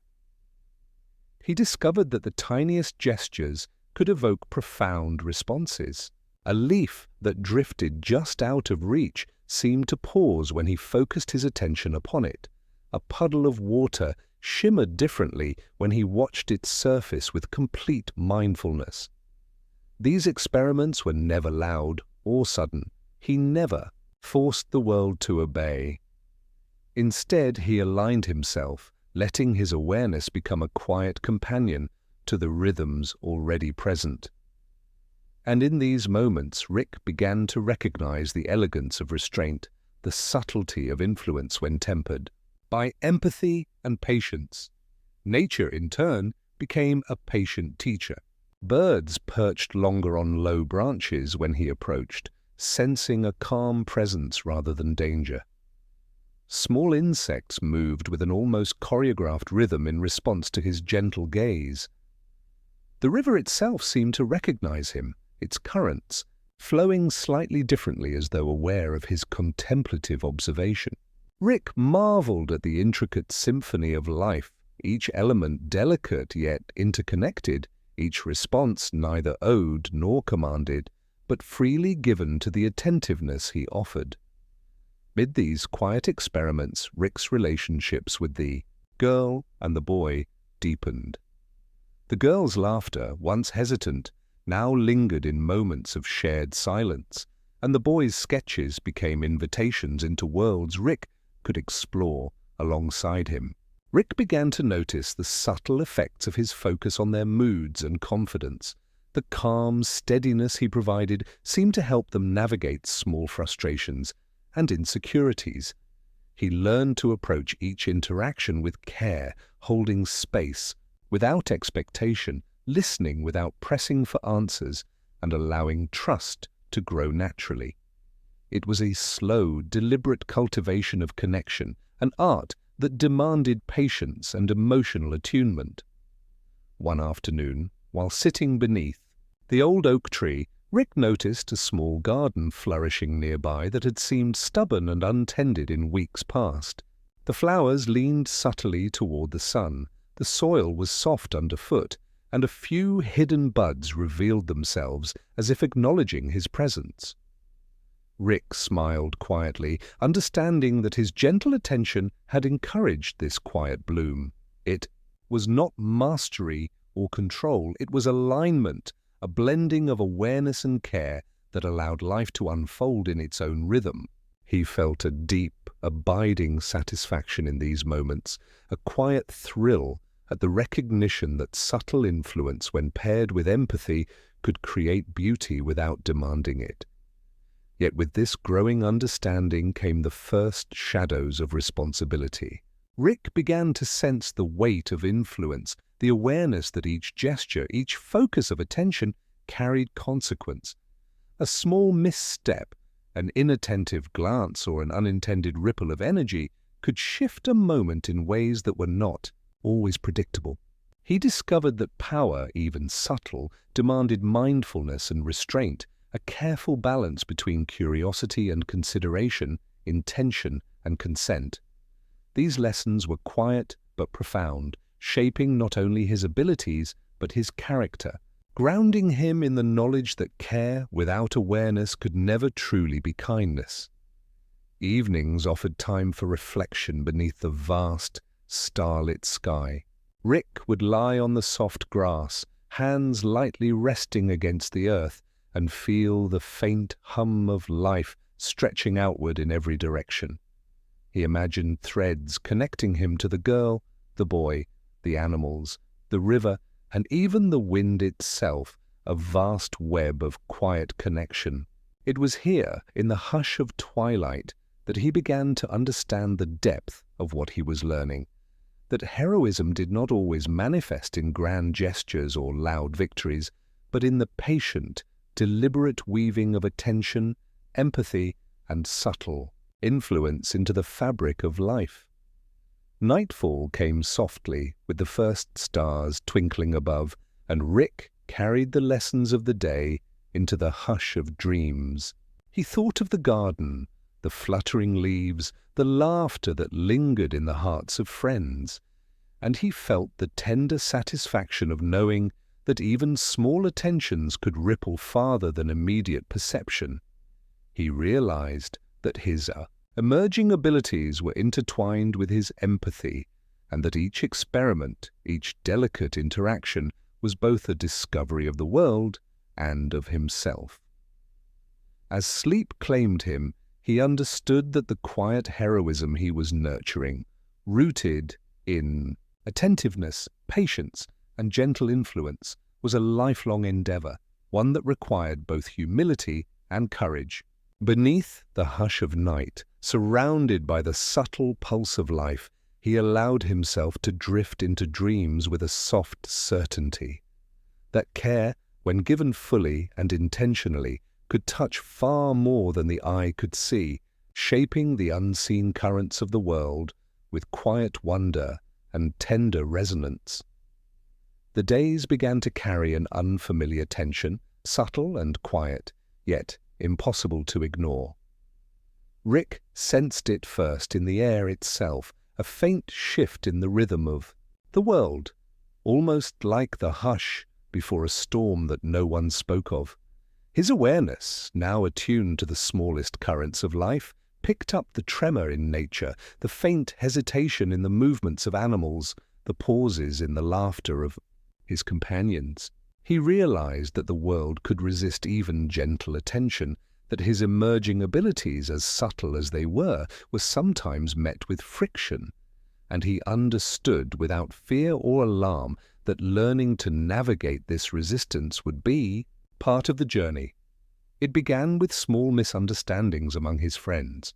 The boy with the sketchbook, usually so confident in his quiet world, faltered unexpectedly, his hands shaking as a drawing fell to the ground. The girl with hesitant laughter withdrew, her eyes clouded with uncertainty, as though sensing some unspoken tension. Rick, attuned to the invisible currents of their emotions, felt the pull of worry, the faint tug of responsibility. He tried to offer reassurance, soft words and gentle presence, but discovered that influence was not always immediate or complete. Sometimes the ripples he sent outward required patience before they could be received. He retreated briefly to the riverbank, seeking the familiar solace of water and reflection. As he traced the flow of the current, observing how small obstacles created patterns of turbulence, he recognized a parallel in human emotion. Life's challenges could not always be smoothed instantly, yet even subtle guidance could help navigate the obstacles gradually. Rick realized that his quiet heroism now required more than observation and gentle nudges. It demanded discernment, timing, and a deeper understanding of the unseen forces at play in both nature and the hearts of those he cared for. One afternoon, the girl hesitated at the edge of the garden, unsure whether to pick a flower for a shared project. Her hand trembled slightly, and Rick, kneeling beside her, reached not to guide, but to simply align his attention with hers. He focused on presence rather than control, patience rather than direction. Slowly, her hand steadied, the flower came, free, and her eyes met his with the faintest spark of trust. In that small moment, Rick recognized the delicate balance of influence. The act of helping was not to impose, but to harmonize with the intent already present. Yet challenges grew more complex. A sudden gust of wind scattered papers across the yard, disrupting the sketches and notes the boy had labored over. The boy's frustration rose, sharp and immediate, and Rick felt the tension pressing against him like a distant echo. He had learned to channel attention to ease subtle situations, but this was different. The chaos was larger, the currents more resistant. Rick approached slowly, hands empty, voice quiet. He focused not on controlling the wind or restoring the papers, but on steadying the boy, allowing patience and calm to flow through the tension. Gradually, the boy's breathing eased, the frustration softened, and together they gathered what had been scattered, the act itself teaching Rick that presence and empathy could stabilize even amidst disorder. Nature, too, offered lessons in resilience. A branch, weakened from recent storms, threatened to fall near the garden path. Rick observed, careful not to intervene forcefully, but noted the subtle ways in which the tree responded to the currents of wind and light. By aligning his attention and moving with awareness, he helped guide the branch safely, ensuring that harm was avoided without force. In this, he recognized a quiet truth. Responsibility carried both humility and patience, and influence, when exercised without arrogance, could protect and nurture without dominating. Evenings brought the familiar calm beneath the stars, but now with a richer texture. Rick lay on the soft grass, tracing constellations, feeling the interwoven threads of connection stretching outward from himself to the world, his friends, and even the hidden lives of creatures around him. He reflected on the subtle trials of the day, the moments of hesitation, the small missteps, the challenges of aligning intention with outcome, and realized that growth for both himself and others required endurance and gentle courage. Sleep approached as a balm, carrying with it the quiet understanding that his journey was evolving. The challenges of the day had tested his empathy, patience, and ability to remain present without controlling. Yet, in facing these moments, he had discovered deeper layers of strength and subtle influence. And as he drifted into dreams beneath the hush of night, Rick carried with him the soft certainty that quiet heroism was never simple, never immediate, but enduring, shaping the world in ways unseen yet profoundly tender. The following morning arrived with a quiet clarity, the sun slipping slowly across the horizon as if reluctant to intrude upon the hush of early hours. Rick, lying awake on the soft grass outside, felt the subtle hum of life pulsing beneath him, the invisible threads of connection he had been nurturing stretching ever farther. Yet there was a new undertone, faint but persistent, a reminder that growth, even gentle growth, could carry both joy and unease. He sensed that the subtle currents he had learned to follow were now intertwined with unexpected responsibilities, ones that would test not only his abilities, but his heart. It began with the boy at the sketchbook whose curiosity had always been so unguarded. That morning, the boy's attention was divided, distracted by a rumor whispered among classmates, a fear he did not voice but that shivered at the edges of his awareness. Rick watched quietly, noticing the faint tension in the boy's posture, the way his hands hovered over the page without touching it, uncertainty thick in his eyes. Rick wanted to help, to smooth the worry, yet he hesitated. He understood now that influence carried responsibility. To nudge too soon could unravel trust, to speak too plainly could impose rather than guide.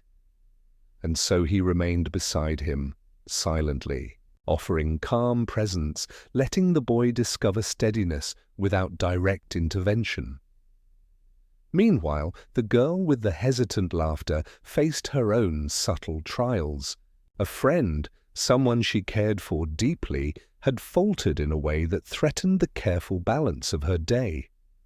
Her eyes, usually bright with curiosity and warmth, clouded over, and Rick noticed the faint tremor in her voice as she spoke to no one in particular.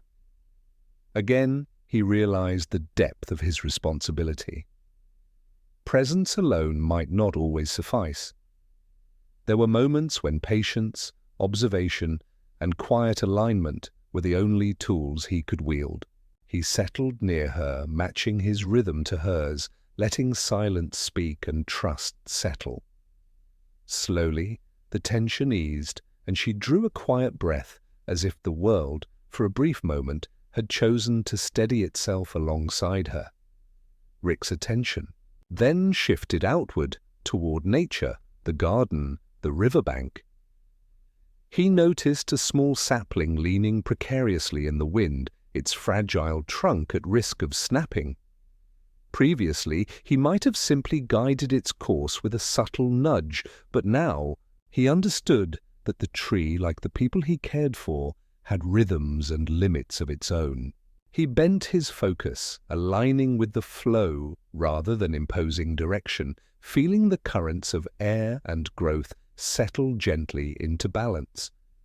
The sapling stood straighter, yet it had not been forced. It had adapted to the harmony he offered, a reflection of the subtle, quiet heroism he was learning to practice. Afternoon came with its own gentle complications. A small bird had become trapped in a low branch, its wings struggling against confinement. Rick approached slowly, his heart steady, noticing the interplay of fear and effort in the tiny creature. He reached not with force but with attentive patience, offering calm presence and steady energy. The bird paused, hesitated, and then, as if recognizing the invitation, adjusted its path and slipped free into the open sky. Rick felt a soft swell of satisfaction, not triumph, not pride, but reverent wonder at the intricate balance of care, attentiveness, and freedom, and at the quiet power of influence exercised without demand. Evenings, as always, became a time of reflection. Rick lay beneath the slowly awakening stars, hands resting lightly against the grass, sensing the web of connection stretching outward. Friends, animals, nature, the subtle currents of thought and emotion, and realized that the day had been a lesson in both responsibility and humility. The threads of influence he now wielded, delicate as they were, carried weight. They required care, discernment, and awareness. Heroism, he understood, was not measured by the magnitude of achievement, but by the tenderness with which one held the world in attention, the patience with which one guided rather than forced, the courage to stay steady even when outcomes were uncertain.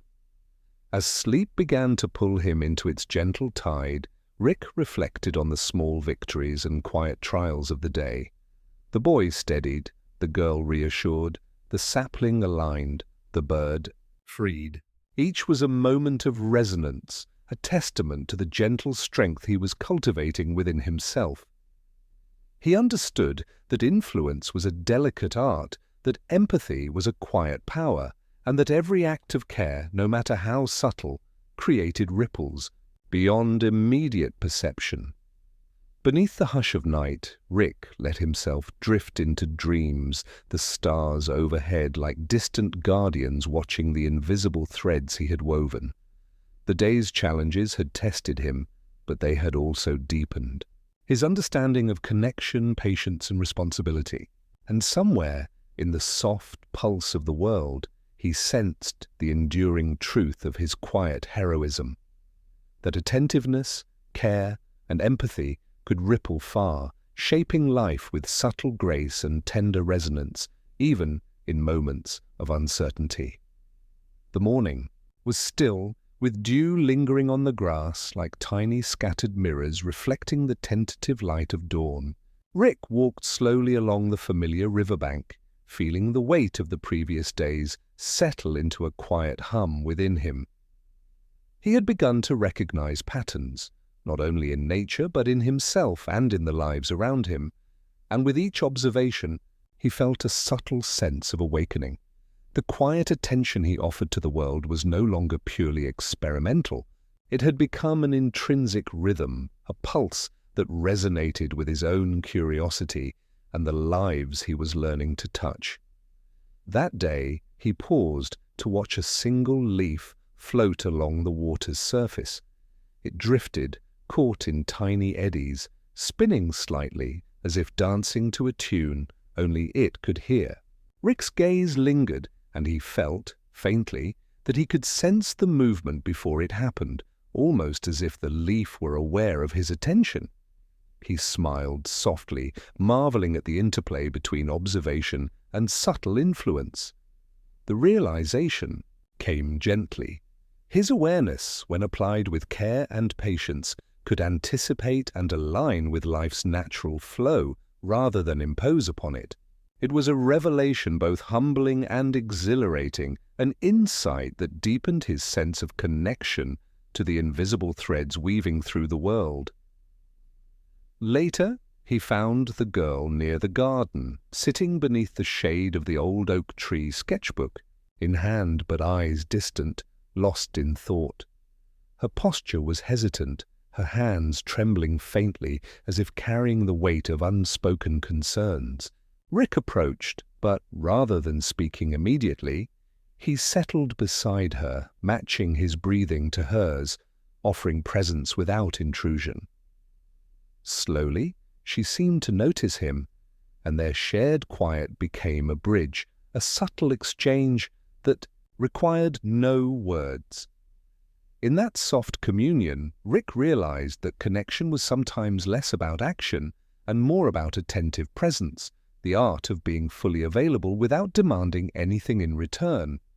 The boy with the sketchbook arrived shortly afterward, carrying a collection of small sketches he had made over the week. Rick observed the subtle pride and vulnerability interwoven in each stroke, each line a tentative expression of the inner world. He offered no commentary at first, merely sitting with him, letting the boy sense that his creations were seen and valued.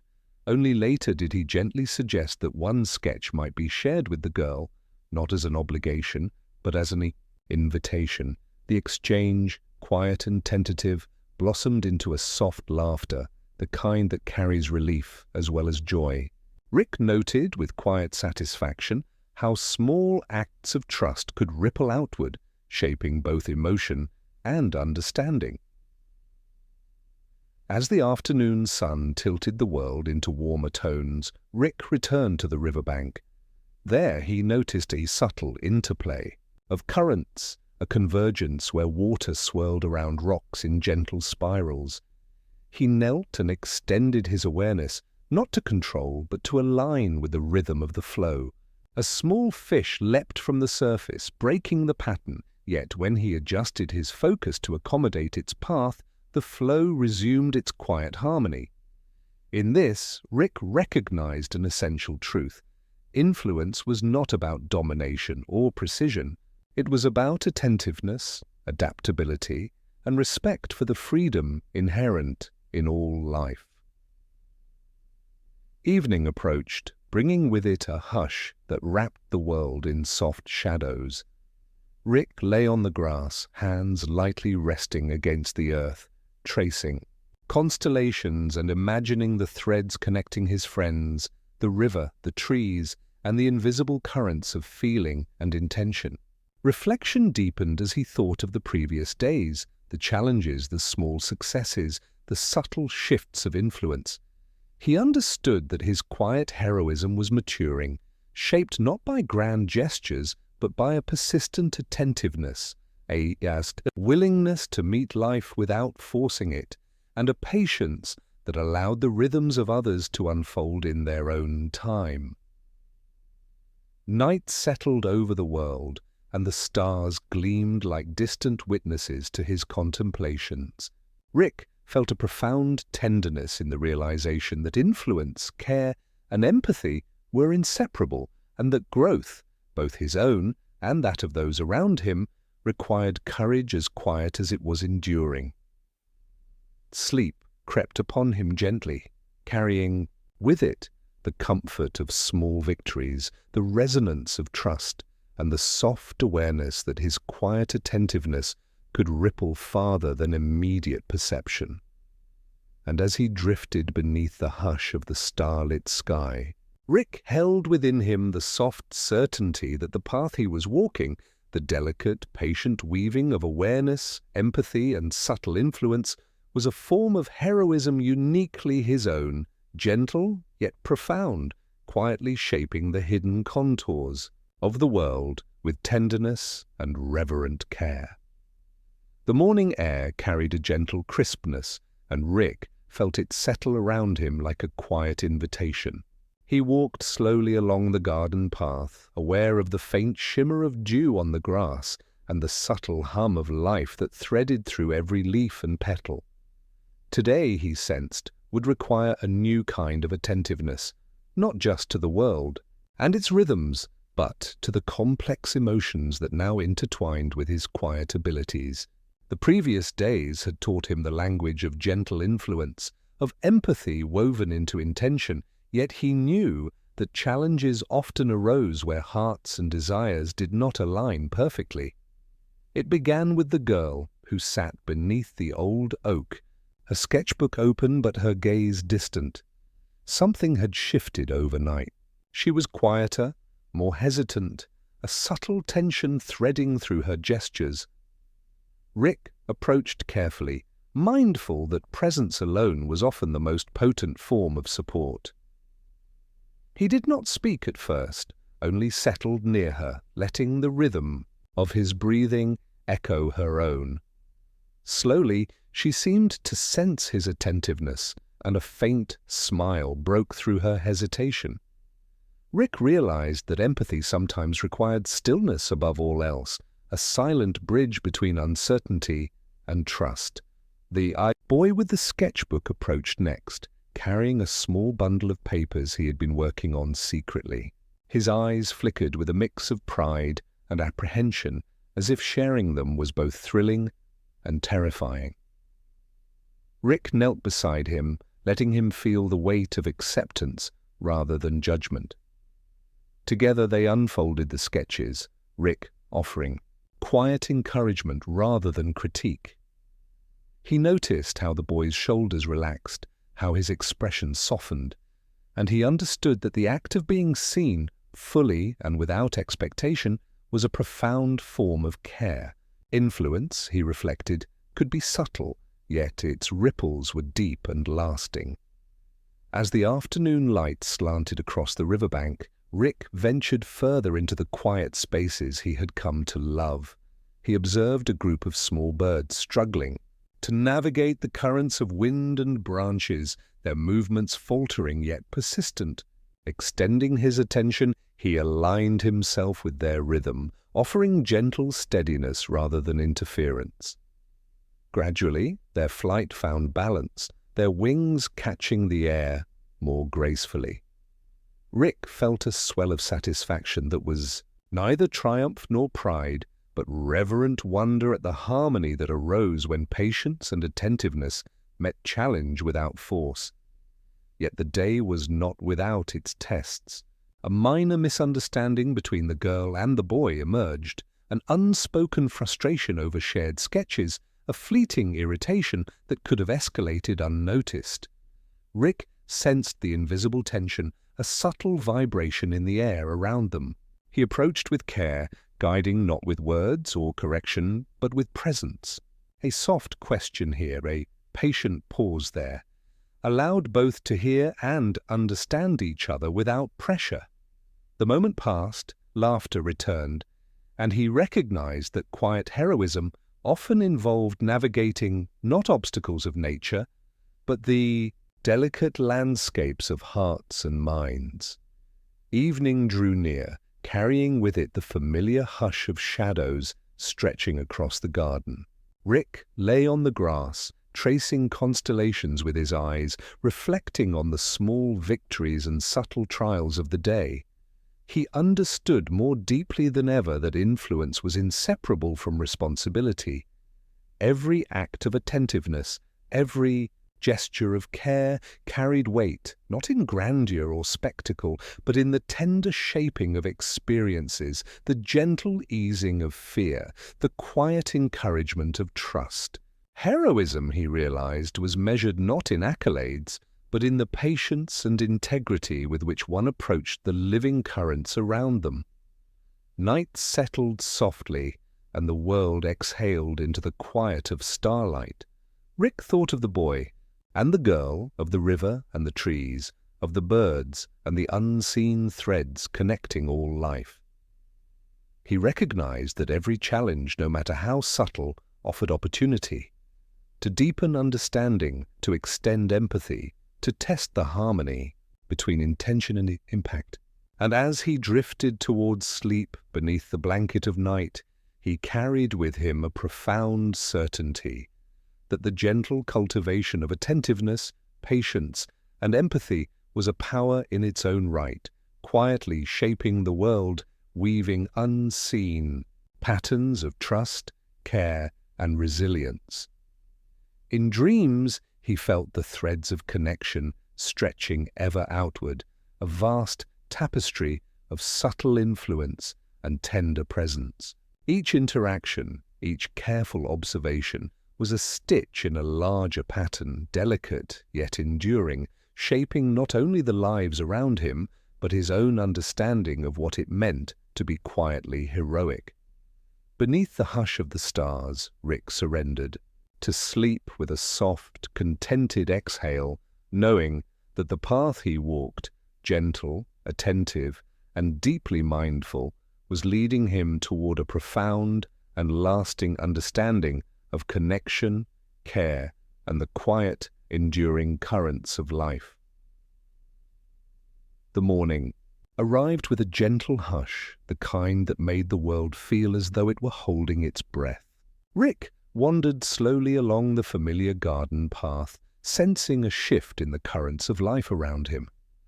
The quiet victories of previous days had prepared him for this moment, yet he could feel, almost imperceptibly, that challenges were converging, not loud or dramatic, but subtle and insistent, testing the patience and attentiveness he had cultivated.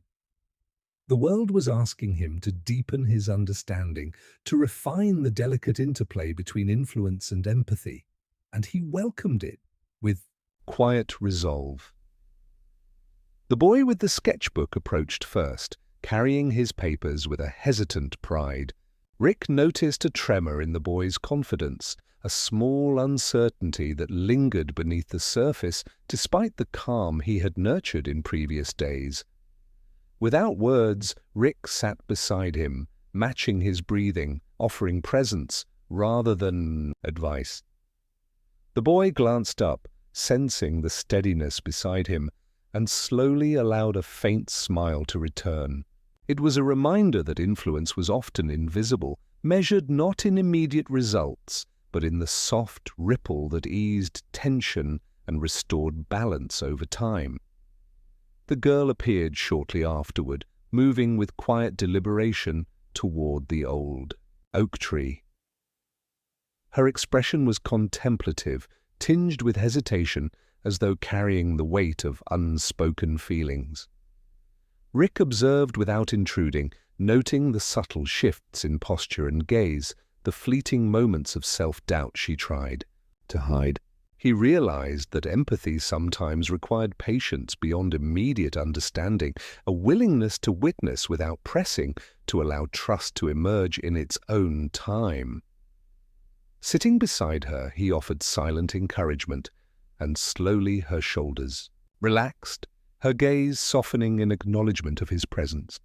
As the day unfolded, Rick sensed that the emotional landscape around him was shifting in ways that demanded careful attention. A minor disagreement arose between the boy and the girl over a shared sketching project, a small misunderstanding, yet enough to create a tension that threatened to linger. Rick approached not with correction, but with alignment. He allowed each to speak and be heard, offering gentle acknowledgement and understanding. In that soft space, laughter and reassurance returned naturally, as if the world itself had exhaled, and Rick marveled at how delicate, patient guidance could untangle subtle knots of emotion without force. Nature, too, seemed to participate in this quiet orchestration. A flock of birds moved overhead, their flight disrupted by a sudden gust of wind. Yet when Rick aligned his awareness with the rhythm of the air, they recovered gracefully, adjusting their course without struggle. The river, which had carried his reflections for so many days, flowed in gentle spirals, its currents responding to his attentiveness, as if affirming the lessons he had learned. Even the small animals in the garden appeared to pause in recognition of his steady presence, a subtle acknowledgement that influence, when offered with care and humility, was received in the quietest ways. By afternoon, Rick was drawn to the edge of the riverbank, where a small sapling leaned precariously against the flow of water. He approached with delicate attention, aware that the smallest gesture could ripple through its fragile form. Extending his focus, he aligned with the natural currents guiding without forcing. The sapling adjusted its stance, finding balance without disruption, and Rick felt a soft swell of understanding. This was the essence of his quiet heroism, to influence without domination, to guide without command, to harmonize rather than control. Evening brought the familiar hush, the slow descent of light into shadows, and Rick lay on the soft grass beneath the old oak, tracing constellations with his eyes. He reflected on the day, the subtle challenges, the small misunderstandings, the moments of alignment, the quiet victories. Each instance reminded him that influence carried weight, that empathy required both courage and patience, and that the art of quiet heroism was a continuous practice, never complete, but always evolving. As night deepened, the stars shimmered above like distant witnesses to his reflections, and Rick felt the threads of connection stretching outward, toward the boy, the girl, the river, the sapling, and the hidden currents of life that responded to his care. He understood that the trials of the day had been gifts, opportunities to refine his awareness, to deepen patience, and to cultivate trust in himself and others. Sleep approached like a gentle tide, and he surrendered to it with soft exhalation, carrying the quiet certainty that attentiveness, empathy, and subtle influence were forces capable of shaping the world in tender, enduring ways. In dreams, Rick felt the invisible threads of connection shimmer and stretch, linking each small victory to the next, creating a tapestry of quiet care that would ripple far beyond immediate perception. Beneath the hush of night, he rested with the understanding that heroism need not be grand or loud. It could be measured in patience, presence, and the quiet, unassuming shaping of the world through empathy and attention. The morning arrived, soft and quiet, the sunlight filtering gently through the leaves, casting dappled patterns on the ground. Rick moved slowly along the familiar paths, his senses alert to the subtle shifts in the air. Today, he felt, would not be measured in ordinary moments of attentiveness or quiet observation. There was an undercurrent of emotion, fragile yet insistent, weaving itself through the interactions of those around him. It was the first time he sensed that his quiet heroism would be tested not by nature or circumstance alone, but by the deeper complexities of the hearts he had begun to care for so tenderly. The girl was the first to reveal the shift. Her laughter, usually light and playful, was subdued, her gestures hesitant. She carried a small, folded note in her hands, turning it over and over as though its contents weighed heavily upon her. Rick approached, mindful not to intrude, sitting quietly beside her and letting his presence offer the calm stability she needed. She glanced at him, eyes shadowed with worry, and for a long moment neither spoke. In that silence, Rick understood that listening, truly listening, was more powerful than any guidance he could offer. It was a lesson he had been practicing for days, and now it would be tested in its purest form. Meanwhile, the boy with the sketchbook struggled with his own subtle turmoil. A drawing had gone awry, smudged with an accidental hand movement, and the frustration that had lain dormant now rose quietly but insistently. He stared at the paper, hands trembling, and Rick sensed the tension radiating from him like a silent echo. Without words, he knelt beside the boy, offering steadiness through presence alone. Slowly, the boy exhaled, noticing the gentle patience that Rick projected, and the tight knot of frustration loosened just enough to allow understanding and acceptance to bloom. The true challenge, however, came when the two children's emotions collided, a minor misunderstanding over the shared note, the misplacement of sketches, a quiet misalignment of expectations. Rick observed, feeling the subtle tension rise like a thin fog over the garden. His instinct was not to intervene forcefully, but to remain present, to allow each moment its space while guiding the currents of empathy and understanding without pressure. He spoke softly when necessary, asking questions that encouraged reflection rather than response, allowing both to discover the pathway toward reconciliation themselves. It was a delicate dance, one that required perfect balance between attention and restraint. As the afternoon light deepened into warm amber, Rick ventured to the edge of the river where currents swirled unpredictably over stones. He watched the patterns of water and reflection, recognizing that the challenges of human hearts were much like the flow of the river, sometimes smooth, sometimes resistant, but always guided by forces that could not be seen entirely. Extending his awareness, he felt the faint ripples of tension among his companions, and with gentle alignment, he allowed the currents of calm, presence, and attentiveness to spread outward, easing the subtle chaos without imposing direction. The girl finally spoke, her words hesitant but measured, expressing a fear she had carried silently. Rick listened, absorbing each nuance, nodding with quiet acknowledgement. He did not rush to fix, did not offer solutions that might diminish her ownership of her feelings. Instead, he mirrored patience and understanding, and gradually, as the minutes stretched and shadows lengthened, the tension began to dissolve. The boy offered a tentative apology, not forced, but sincere, and the exchange blossomed into a fragile but meaningful reconciliation. Rick marveled at the quiet strength of connection, how careful attention and empathy could transform discord into trust without spectacle or demand.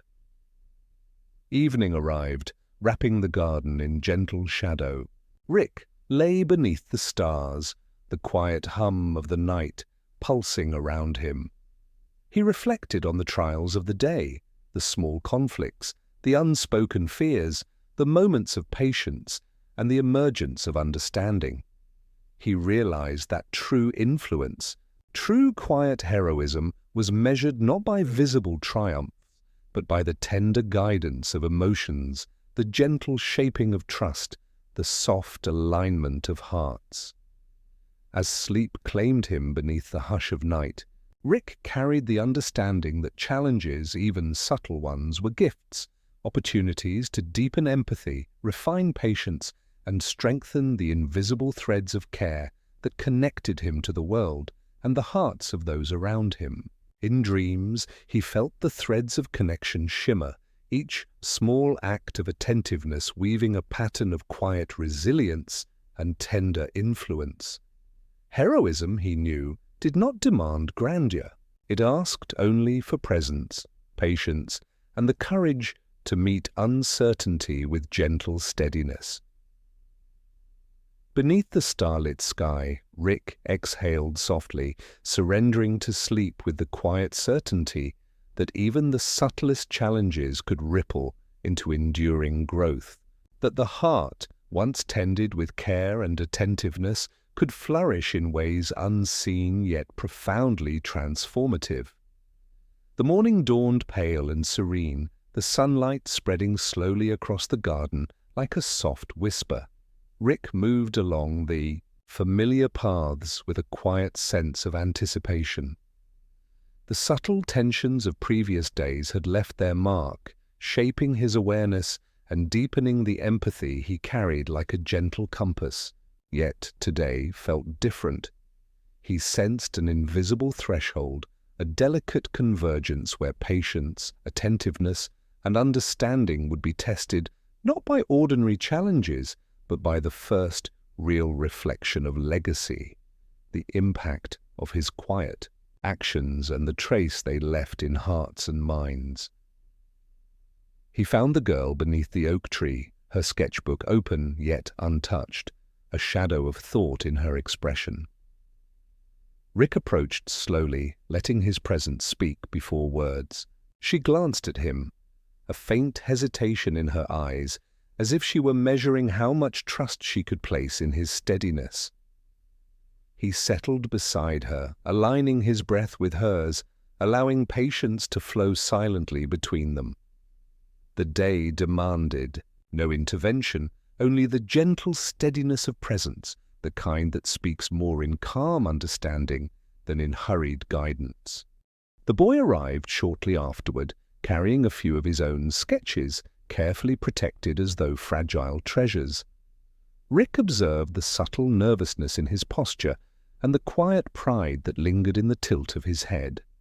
Rather than offering advice or commentary, he allowed the boy to feel seen, to experience the validation that arose naturally from attentive presence. When he finally suggested they share some drawings with one another, it was not as instruction, but as a quiet invitation, a gentle acknowledgement that trust and collaboration were choices to be made freely. The day unfolded with a soft cadence, each moment layered with reflection and attentiveness. A slight disagreement emerged over the placement of a shared sketch in the garden's display, a minor tension that could have escalated unnoticed. Rick observed the exchange, feeling the subtle currents of emotion tugging at both the boy and the girl. He intervened only with the gentlest of questions, inviting reflection rather than issuing guidance, and slowly the misunderstanding dissolved into laughter and quiet understanding. In that small resolution, he felt the first tangible resonance of legacy, how the patient cultivation of empathy and attentiveness could shape the world of others in ways both subtle and enduring. Later he returned to the riverbank, where the flowing water mirrored the rhythm of the day. Rick extended his awareness outward, sensing not just the currents of water, but the invisible threads connecting all life in the garden, the birds, the saplings, the small creatures who moved quietly among the leaves. A fallen branch threatened the flow, and rather than forcing it aside, he allowed the river and the branch to find a natural alignment, adjusting his own attention to harmonize with the world rather than imposing upon it. In that moment he felt the full weight of quiet responsibility, the kind that shapes outcomes without intrusion, that respects freedom while gently guiding toward balance. Afternoon light cast long shadows, and Rick wandered among the familiar paths, reflecting on the delicate interplay of influence and patience. He realized that the true test of quiet heroism was not in visible acts, but in the soft imprint left behind, the trust nurtured, the resilience fostered, the understanding deepened. Each interaction, each subtle alignment was a stitch in the invisible tapestry of life, a testament to the enduring effects of empathy exercised with care and discernment. As evening approached, the garden was bathed in a warm golden haze. Rick lay on the soft grass beneath the oak tree, tracing constellations with his eyes, the gentle pulse of the world beneath him echoing in his chest. He thought of the children, of the small victories, the misunderstandings resolved, the quiet moments of connection, and he understood more clearly than ever that influence carried weight, that patience was a form of power, and that heroism was measured not by spectacle, but by the steady cultivation of trust and care. Night fell softly, stars gleaming like distant, watchful eyes, and Rick allowed himself to drift towards sleep. He carried with him the gentle certainty that legacy was not a grand monument, but a tapestry woven of small attentions, subtle guidance, and the quiet shaping of hearts over time. In dreams, he felt the invisible threads shimmer, connecting each act of care to the next, forming patterns of resilience and trust that would endure beyond immediate perception. Beneath the quiet hush of the night, Rick exhaled softly, surrendering to sleep with the understanding that his quiet heroism, the careful tending of connection, empathy, and attentiveness, was a force capable of shaping the world gently, yet profoundly, leaving marks that would ripple through the lives of those around him in ways both subtle and enduring. The morning arrived gentle and pale, the kind that carried a hush within the sunlight, as though the world itself were exhaling softly. Rick walked slowly along the garden paths, feeling the subtle rhythm of life pulsing around him. The days had taught him patience, attentiveness, and the quiet shaping of hearts, yet today, he sensed, would be different. Today, the currents of reflection turned inward, pulling him toward the understanding of self. The deep awareness of how his presence, his choices, and his quiet attentiveness had become threads woven not just through others' lives, but through the fabric of his own inner world. He paused beneath the oak tree where the girl sat sketching, her eyes occasionally lifting to meet his gaze. Rick felt the familiar warmth of connection, yet there was a lingering distance, subtle but noticeable, as if the unfolding of their trust had opened a mirror reflecting his own vulnerabilities. He realized that influence, no matter how gentle or careful, always carried a mirror back to the one who wielded it. In quiet moments like these, he began to understand the responsibility not only to others, but to the reflection of himself that was revealed in every act of empathy and attentiveness. The boy approached with his sketches in hand, yet today he seemed more aware of the subtle energy between Rick and the girl, his own observations sharper and more reflective. Rick greeted him with a nod, but did not immediately speak. He let the silence linger, feeling the weight of unspoken thoughts settle around them, as if the garden itself were holding its breath in anticipation. Slowly, the boy began to speak of small triumphs and quiet frustrations, and Rick listened, not just to the words, but to the underlying currents of feeling, recognizing that reflection required both presence and deep attention. By mid-morning, Rick found himself at the riverbank, tracing patterns in the flowing water with his gaze. The river had become a confidant of sorts, a silent companion that mirrored the subtle movements of emotion and attention he had cultivated over days of quiet observation. Today, the reflection felt personal. He saw in the water the patience, the attentiveness, and the gentle shaping of trust that he had practiced, and recognized in those patterns a deeper resonance, the connection between influence outward and understanding inward. Each ripple he had guided in others now reflected back, forming a quiet tapestry of self-awareness that shimmered beneath the surface. The afternoon carried with it the gentle tension of introspection. Rick moved among the familiar paths, noticing the way sunlight filtered through the leaves, how shadows lengthened and shifted, and how the garden seemed to respond to his reflective presence. The girl and the boy joined him intermittently, sharing sketches, quiet observations, and gentle laughter, yet Rick felt a subtle pull towards solitude, not in isolation, but in contemplation. In this space, he allowed himself to acknowledge the emotions that had quietly stirred within him. Small echoes of doubt, moments of hesitation, and a soft yearning for understanding that could not be rushed or forced. As evening approached, Rick lay on the grass beneath the oak tree, tracing constellations in the sky and reflecting on the patterns of his own growth. He considered the small victories, the resolved misunderstandings, and the tender bonds that had formed over time.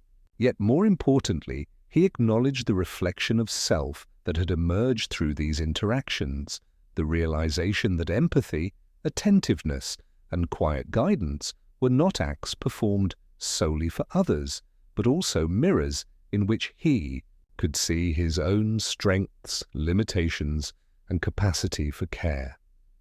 Night descended softly, carrying with it a hush that wrapped the world in stillness.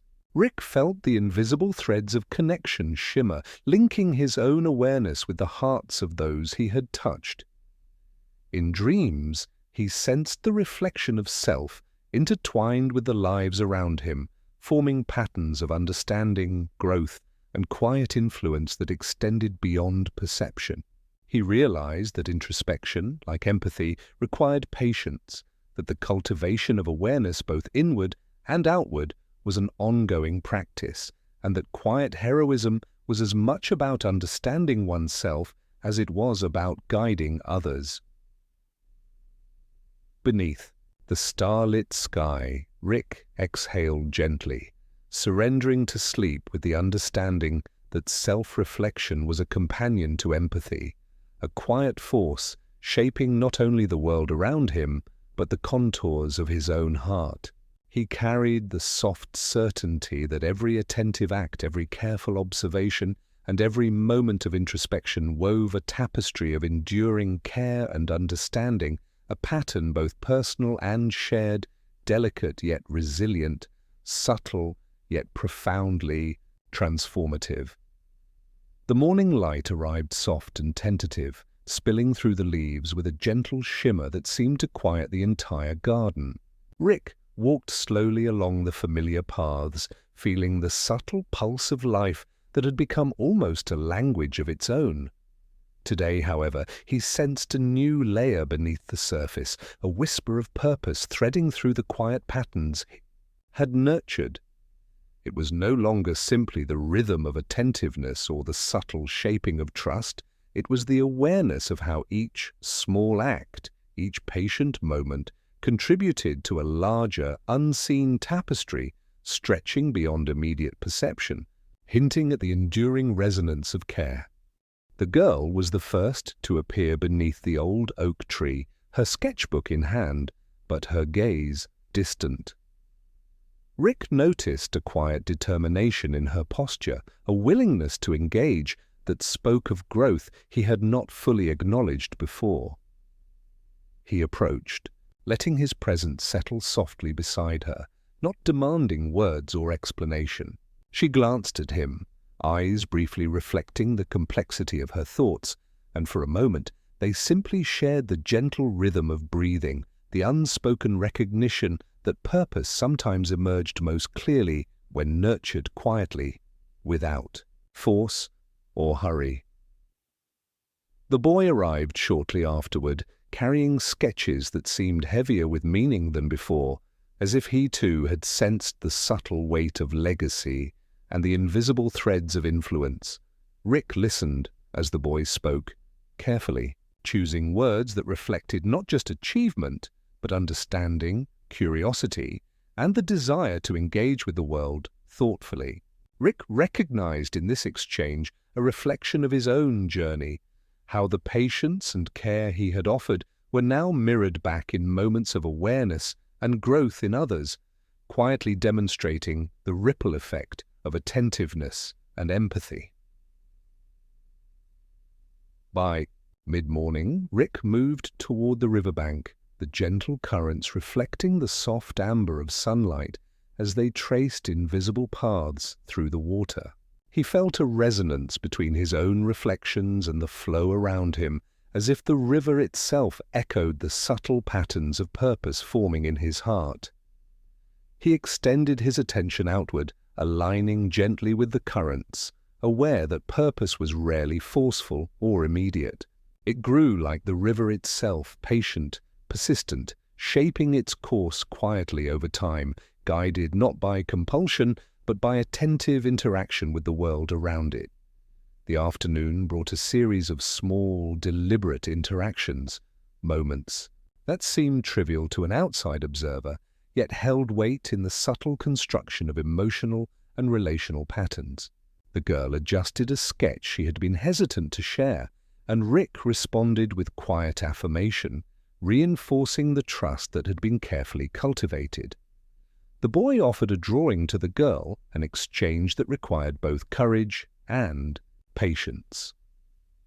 Rick observed without interference, recognizing that purpose often revealed itself in these small acts of intention, the moments where attention, care, and patience coalesced into lasting significance. As the light shifted toward evening, Rick wandered along the garden paths, reflecting on the connections that had deepened over time. He thought of the boy and the girl, of the river, the birds, the trees, and the subtle ways each had responded to the rhythm of attentiveness he had offered.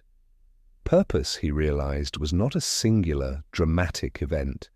It was woven in the fabric of small, deliberate acts, in the quiet shaping of relationships, in the patient alignment of attention and intention.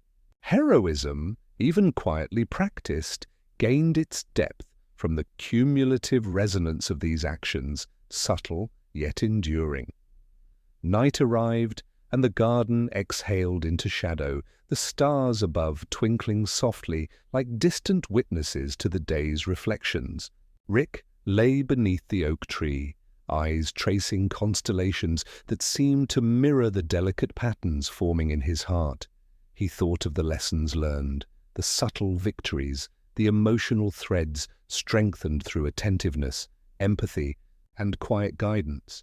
Purpose, he understood, was inseparable from patience, from care, from the willingness to observe and influence without force, to nurture trust, resilience, and understanding in ways that rippled far beyond immediate perception. As sleep claimed him, Rick exhaled softly, carrying with him the knowledge that the quiet acts of attention, reflection, and care were not only shaping those around him, but also forming the deeper contours of his own character. He felt the invisible threads of influence shimmer in dreams, each act of attentiveness, each deliberate moment of care, connecting outward and inward, forming a tapestry of purpose that was both gentle and enduring. Beneath the soft hush of night, he surrendered fully, knowing that quiet heroism, when guided by reflection and intention, had the power to shape a world in ways unseen yet profoundly meaningful. The day began with a muted light, the kind that filtered softly through the leaves, painting the garden in shades of calm gold and green. Rick moved slowly along the familiar paths, sensing an unusual tension beneath the surface of quiet moments. It was not the kind of disturbance that demanded immediate action, but rather a gentle test of emotional resilience, a subtle nudge from life, reminding him that growth often required letting go as much as attentiveness. The currents of the day seemed to carry a weight that was neither visible nor loud, yet it pressed lightly against his awareness, asking him to engage with patience, reflection, and quiet courage. The girl was the first to approach, carrying her sketchbook with a tentative carefulness that spoke of inner conflict. Rick noticed the hesitation in her movements, the brief pause as she weighed whether to speak or remain silent. He sat beside her, letting his presence offer the calm assurance she needed. Words were unnecessary, the quiet rhythm of shared breath, the steady alignment of attention spoke more deeply than any spoken counsel. She eventually exhaled, as if releasing a small but persistent worry, and opened her sketchbook, revealing pages that reflected both her care and her doubts. Rick studied them without judgment, understanding that resilience often began with acknowledgement, a gentle acceptance of one's own uncertainty. The boy arrived shortly thereafter, carrying his own collection of sketches and notes. Yet today he seemed subdued, his usual buoyancy tempered by an invisible weight. Rick observed the tension in the boy's posture, the slight downward tilt of his head, and the subtle hesitations in his speech. Instead of offering solutions, Rick allowed him to unfold his thoughts at his own pace, demonstrating that strength could reside in quiet listening, that emotional resilience was cultivated not through immediate correction, but through the patient acceptance of feelings as they were, unfiltered and authentic. The boy eventually shared a small sketch that had been hidden, a delicate representation of vulnerability, and Rick's quiet acknowledgement seemed to give it a space to breathe. These day unfolded in gentle tension, a series of small emotional challenges that tested patience and inner stability. Minor disagreements, fleeting doubts, and unspoken fears arose between the children. Not dramatic conflicts, but the subtle disturbances that can unsettle hearts if ignored. Rick navigated these moments with calm attentiveness, allowing each person to be heard, each feeling to be acknowledged, and each moment of vulnerability to exist without judgment. The quiet heroism of the day was measured not in visible action, but in the invisible threads of care that he wove, the deliberate patience that allowed understanding to emerge naturally. Later, Rick wandered to the riverbank, where the water flowed steadily over stones, occasionally encountering obstacles that diverted its path. He reflected on the parallels between the river's gentle persistence and the emotional currents he had observed. Resilience, he realized, required flexibility and patience, a willingness to flow around challenges without resistance, and a capacity to maintain purpose even when the current shifted unexpectedly. he extended this awareness toward the children, imagining the river's gentle influence guiding their own emotional growth, helping them learn that difficulties need not break them, only shape them with care. As afternoon melted into evening, the garden seemed to exhale, shadows stretching softly, while the air carried a hush that invited reflection. Rick lay beneath the oak tree, letting his gaze follow the branches swaying gently in the wind. He considered the small tests of resilience that had emerged during the day, the subtle fears acknowledged, the quiet conflicts navigated, the moments of courage that had not been loud but deeply meaningful. He understood that emotional strength was not the absence of doubt, but the ability to face it with care, patience, and attentiveness, allowing growth to occur naturally over time. Night descended softly, a curtain of stars stretching across the sky, and Rick allowed himself to drift into the quiet embrace of sleep. He felt the invisible threads of connection shimmer around him, linking his own awareness with the hearts of those he had guided and nurtured. In dreams, he sensed the subtle echoes of the day, the moments of vulnerability that had been met with patience, the tests of resilience that had been passed gently, and the quiet shaping of trust that would ripple far beyond immediate perception. Beneath the hush of night, Rick exhaled, surrendering fully to rest, carrying the understanding that true strength lay not in force, but in the delicate, persistent cultivation of patience, empathy, and the courage to let go. In the soft silence, he realized that resilience was a quiet companion, shaping not only the world around him but also the contours of his own heart, teaching him that letting go could be as profound as holding on, and that quiet attentiveness could transform fear into trust, hesitation into growth, and vulnerability into enduring strength. The morning broke gently, with light spilling across the garden like a quiet promise. Rick walked slowly along the familiar paths, feeling the warmth of the sun on his skin and the soft stirrings of wind through the leaves. Today, his mind wandered, more freely than usual, carried along the currents of reflection toward memory and the traces of the past that had shaped the person he had become. The garden, in its stillness, seemed to invite him into contemplation, offering space to weave together threads of experience, understanding, and quiet insight. The girl was already near the oak tree, her sketchbook open, but her gaze distant, as if she were quietly considering her own journey. Rick approached and sat beside her without a word, letting the silence carry the weight of connection. He noticed the subtle gestures that spoke volumes, how her hand hovered over the page, the gentle furrow of her brow, the small inhale that preceded a sigh of thought. These were not grand moments of revelation, but the delicate markers of growth, reflection, and the unfolding of inner life. Rick recognized in her attentiveness a mirror of his own journey. How quietly, deliberately, moments of care and understanding accumulate into a living tapestry of emotional depth. The boy arrived shortly afterward, carrying sketches with a careful deliberation that reflected his evolving sense of purpose. Rick observed the cautious pride in his stance, the small glances exchanged with the girl, the delicate ways each navigated the presence of the other. Today, their interactions seemed to carry more weight, as if the invisible threads of connection, strengthened by prior days, now guided them toward an awareness of legacy, a sense that the patience, attentiveness, and quiet heroism they had experienced were forming enduring patterns that extended beyond immediate moments.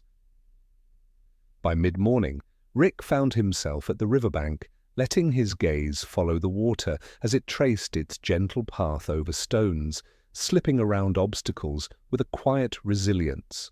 He reflected on the lessons carried in the currents, the patience, the attentiveness, the courage to let moments unfold without interference.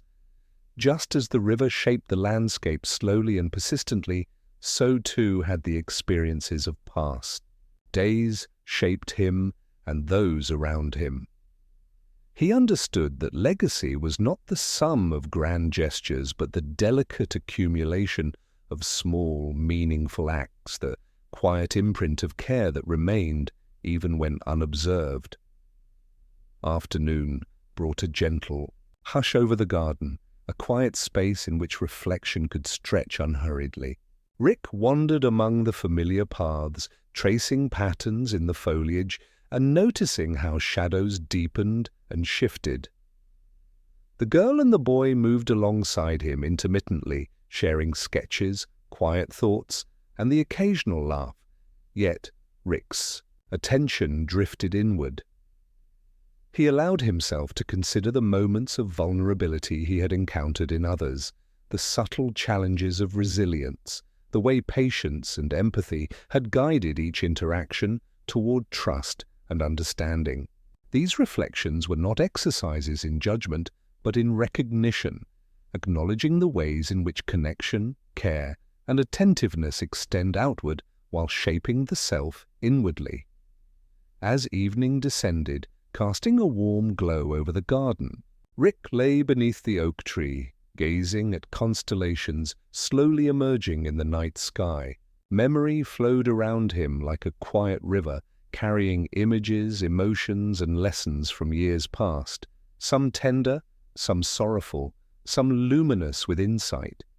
He thought of those he had guided, those he had observed, and those who had, in small, subtle ways, guided him in return. Legacy, he realized, was the interplay of presence and reflection, of influence and observation, of care given and received, quietly extending into time beyond the immediacy of action. Night settled over the garden like a soft blanket, stars twinkling as if acknowledging the quiet unfolding of understanding below. Rick exhaled softly, allowing the threads of memory, care, and attentiveness to shimmer in his awareness. In dreams, he felt the invisible patterns form and reform, each act of empathy and reflection creating a delicate lattice of connection and resonance. Legacy was not a monument to be seen or celebrated, he realized, but a living, breathing presence, carried in hearts and minds, quietly shaping futures through patient, enduring influence. Beneath the hush of night, Rick surrendered fully to sleep, feeling the weight of reflection, the quiet power of memory, and the soft certainty that acts of care, attentiveness, and understanding endure in ways unseen yet profoundly transformative. He knew that these threads, woven gently over time, would continue to ripple outward, touching lives in ways subtle and enduring, shaping hearts and minds long after the moment had passed. And with that, he exhaled, surrendering to rest, carrying the gentle knowledge that legacy is formed not in grand spectacle, but in the quiet, persistent cultivation of connection, care, and love. The morning arrived soft and golden, casting long, gentle shadows across the familiar garden paths. Rick moved slowly, as if in rhythm with the day itself, his steps deliberate, his awareness extending outward toward the subtle harmonies of the world around him. Today carried a different kind of weight, a quiet sense that the threads of past, reflection, patience, and attentiveness were converging, preparing to form a pattern both delicate and enduring. There was no urgency, no pressure, only the slow unfolding of awareness and the gentle acknowledgement of a life touched by care, reflection, and quiet heroism. The girl was already near the oak tree, sketchbook open, fingers tracing shapes with a tender deliberation. Rick approached and sat beside her without a word, letting the stillness envelop them both. She lifted her gaze for a brief moment, eyes reflecting a mixture of thought, curiosity, and quiet wonder. Rick noticed how she seemed aware of her own growth, how small acts of patience and courage had begun to shape her understanding of herself and the world around her.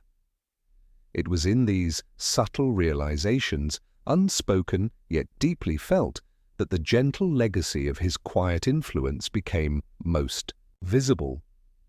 The boy arrived next, carrying sketches with a careful pride that mirrored the calm strength he had been cultivating.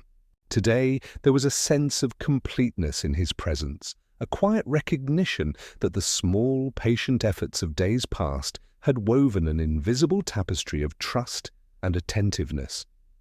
Rick observed them both with a sense of reverent awe, noting how moments of vulnerability had been met with care, how patience had guided understanding, and how quiet acts of attention had blossomed into enduring bonds. These patterns, delicate yet profound, spoke of resilience, reflection, and the slow, unhurried accumulation of meaning. By midday, Rick wandered to the riverbank, feeling the flow of water beneath his awareness as though it carried the accumulated wisdom of the past weeks. Each ripple, each subtle movement around stones and fallen branches reflected the same principles he had been nurturing: persistence without force, patience without judgment, influence without intrusion. He watched. The water curved gently around obstacles, feeling the resonance of this quiet lesson seep into his own awareness. The river, in its soft insistence, seemed to remind him that continuity and care were the true forms of strength, that enduring influence was shaped not by spectacle, but by persistence, attentiveness, and gentle guidance. As afternoon unfolded, the garden exhaled in a soft hush, inviting reflection. Rick moved among the familiar paths, observing the girl and the boy as they shared sketches and exchanged thoughts, laughter mingling with quiet contemplation. He noticed the subtle ways in which understanding had deepened, how small disagreements had resolved into trust, and how attentiveness had guided them toward mutual respect. Legacy, he realized more clearly than ever, was formed not in grand gestures, but in the careful, patient cultivation of attention, care, and understanding, acts that ripple quietly yet profoundly through time. Evening fell gently, casting the garden in a warm, amber glow. Rick lay beneath the oak tree, eyes tracing constellations that began to emerge in the softening sky. Memory and reflection flowed together, carrying images of past lessons, small victories, quiet resilience, and tender bonds. He felt a subtle completeness, a gentle satisfaction that arose not from achievement, but from awareness of the threads of influence he had cultivated, the quiet shaping of trust, and the enduring patterns of care that now shimmered around him like invisible stars. Night embraced the garden in its soft hush, and Rick exhaled deeply, surrendering to sleep with a quiet smile. In dreams, he felt the resonance of patience, attentiveness, and empathy, each act of care forming a lattice of connection that extended beyond perception. He understood that legacy was not a visible monument, but a living, breathing presence, carried in the hearts and minds of those touched by quiet heroism and careful reflection.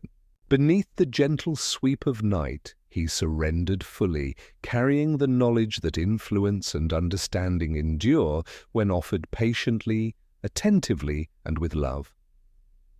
And somewhere in the quiet of dreams, he realized that the tapestry he had woven was not only a reflection of guidance given, but also a mirror of the growth within himself, a delicate but enduring pattern that would continue to ripple, softly shaping the world in ways unseen yet profoundly transformative. And with that, he exhaled once more, drifting gently into rest, carrying the calm certainty that each act of patience, empathy, and attentiveness leaves an invisible, lasting imprint, quietly shaping lives for years to come.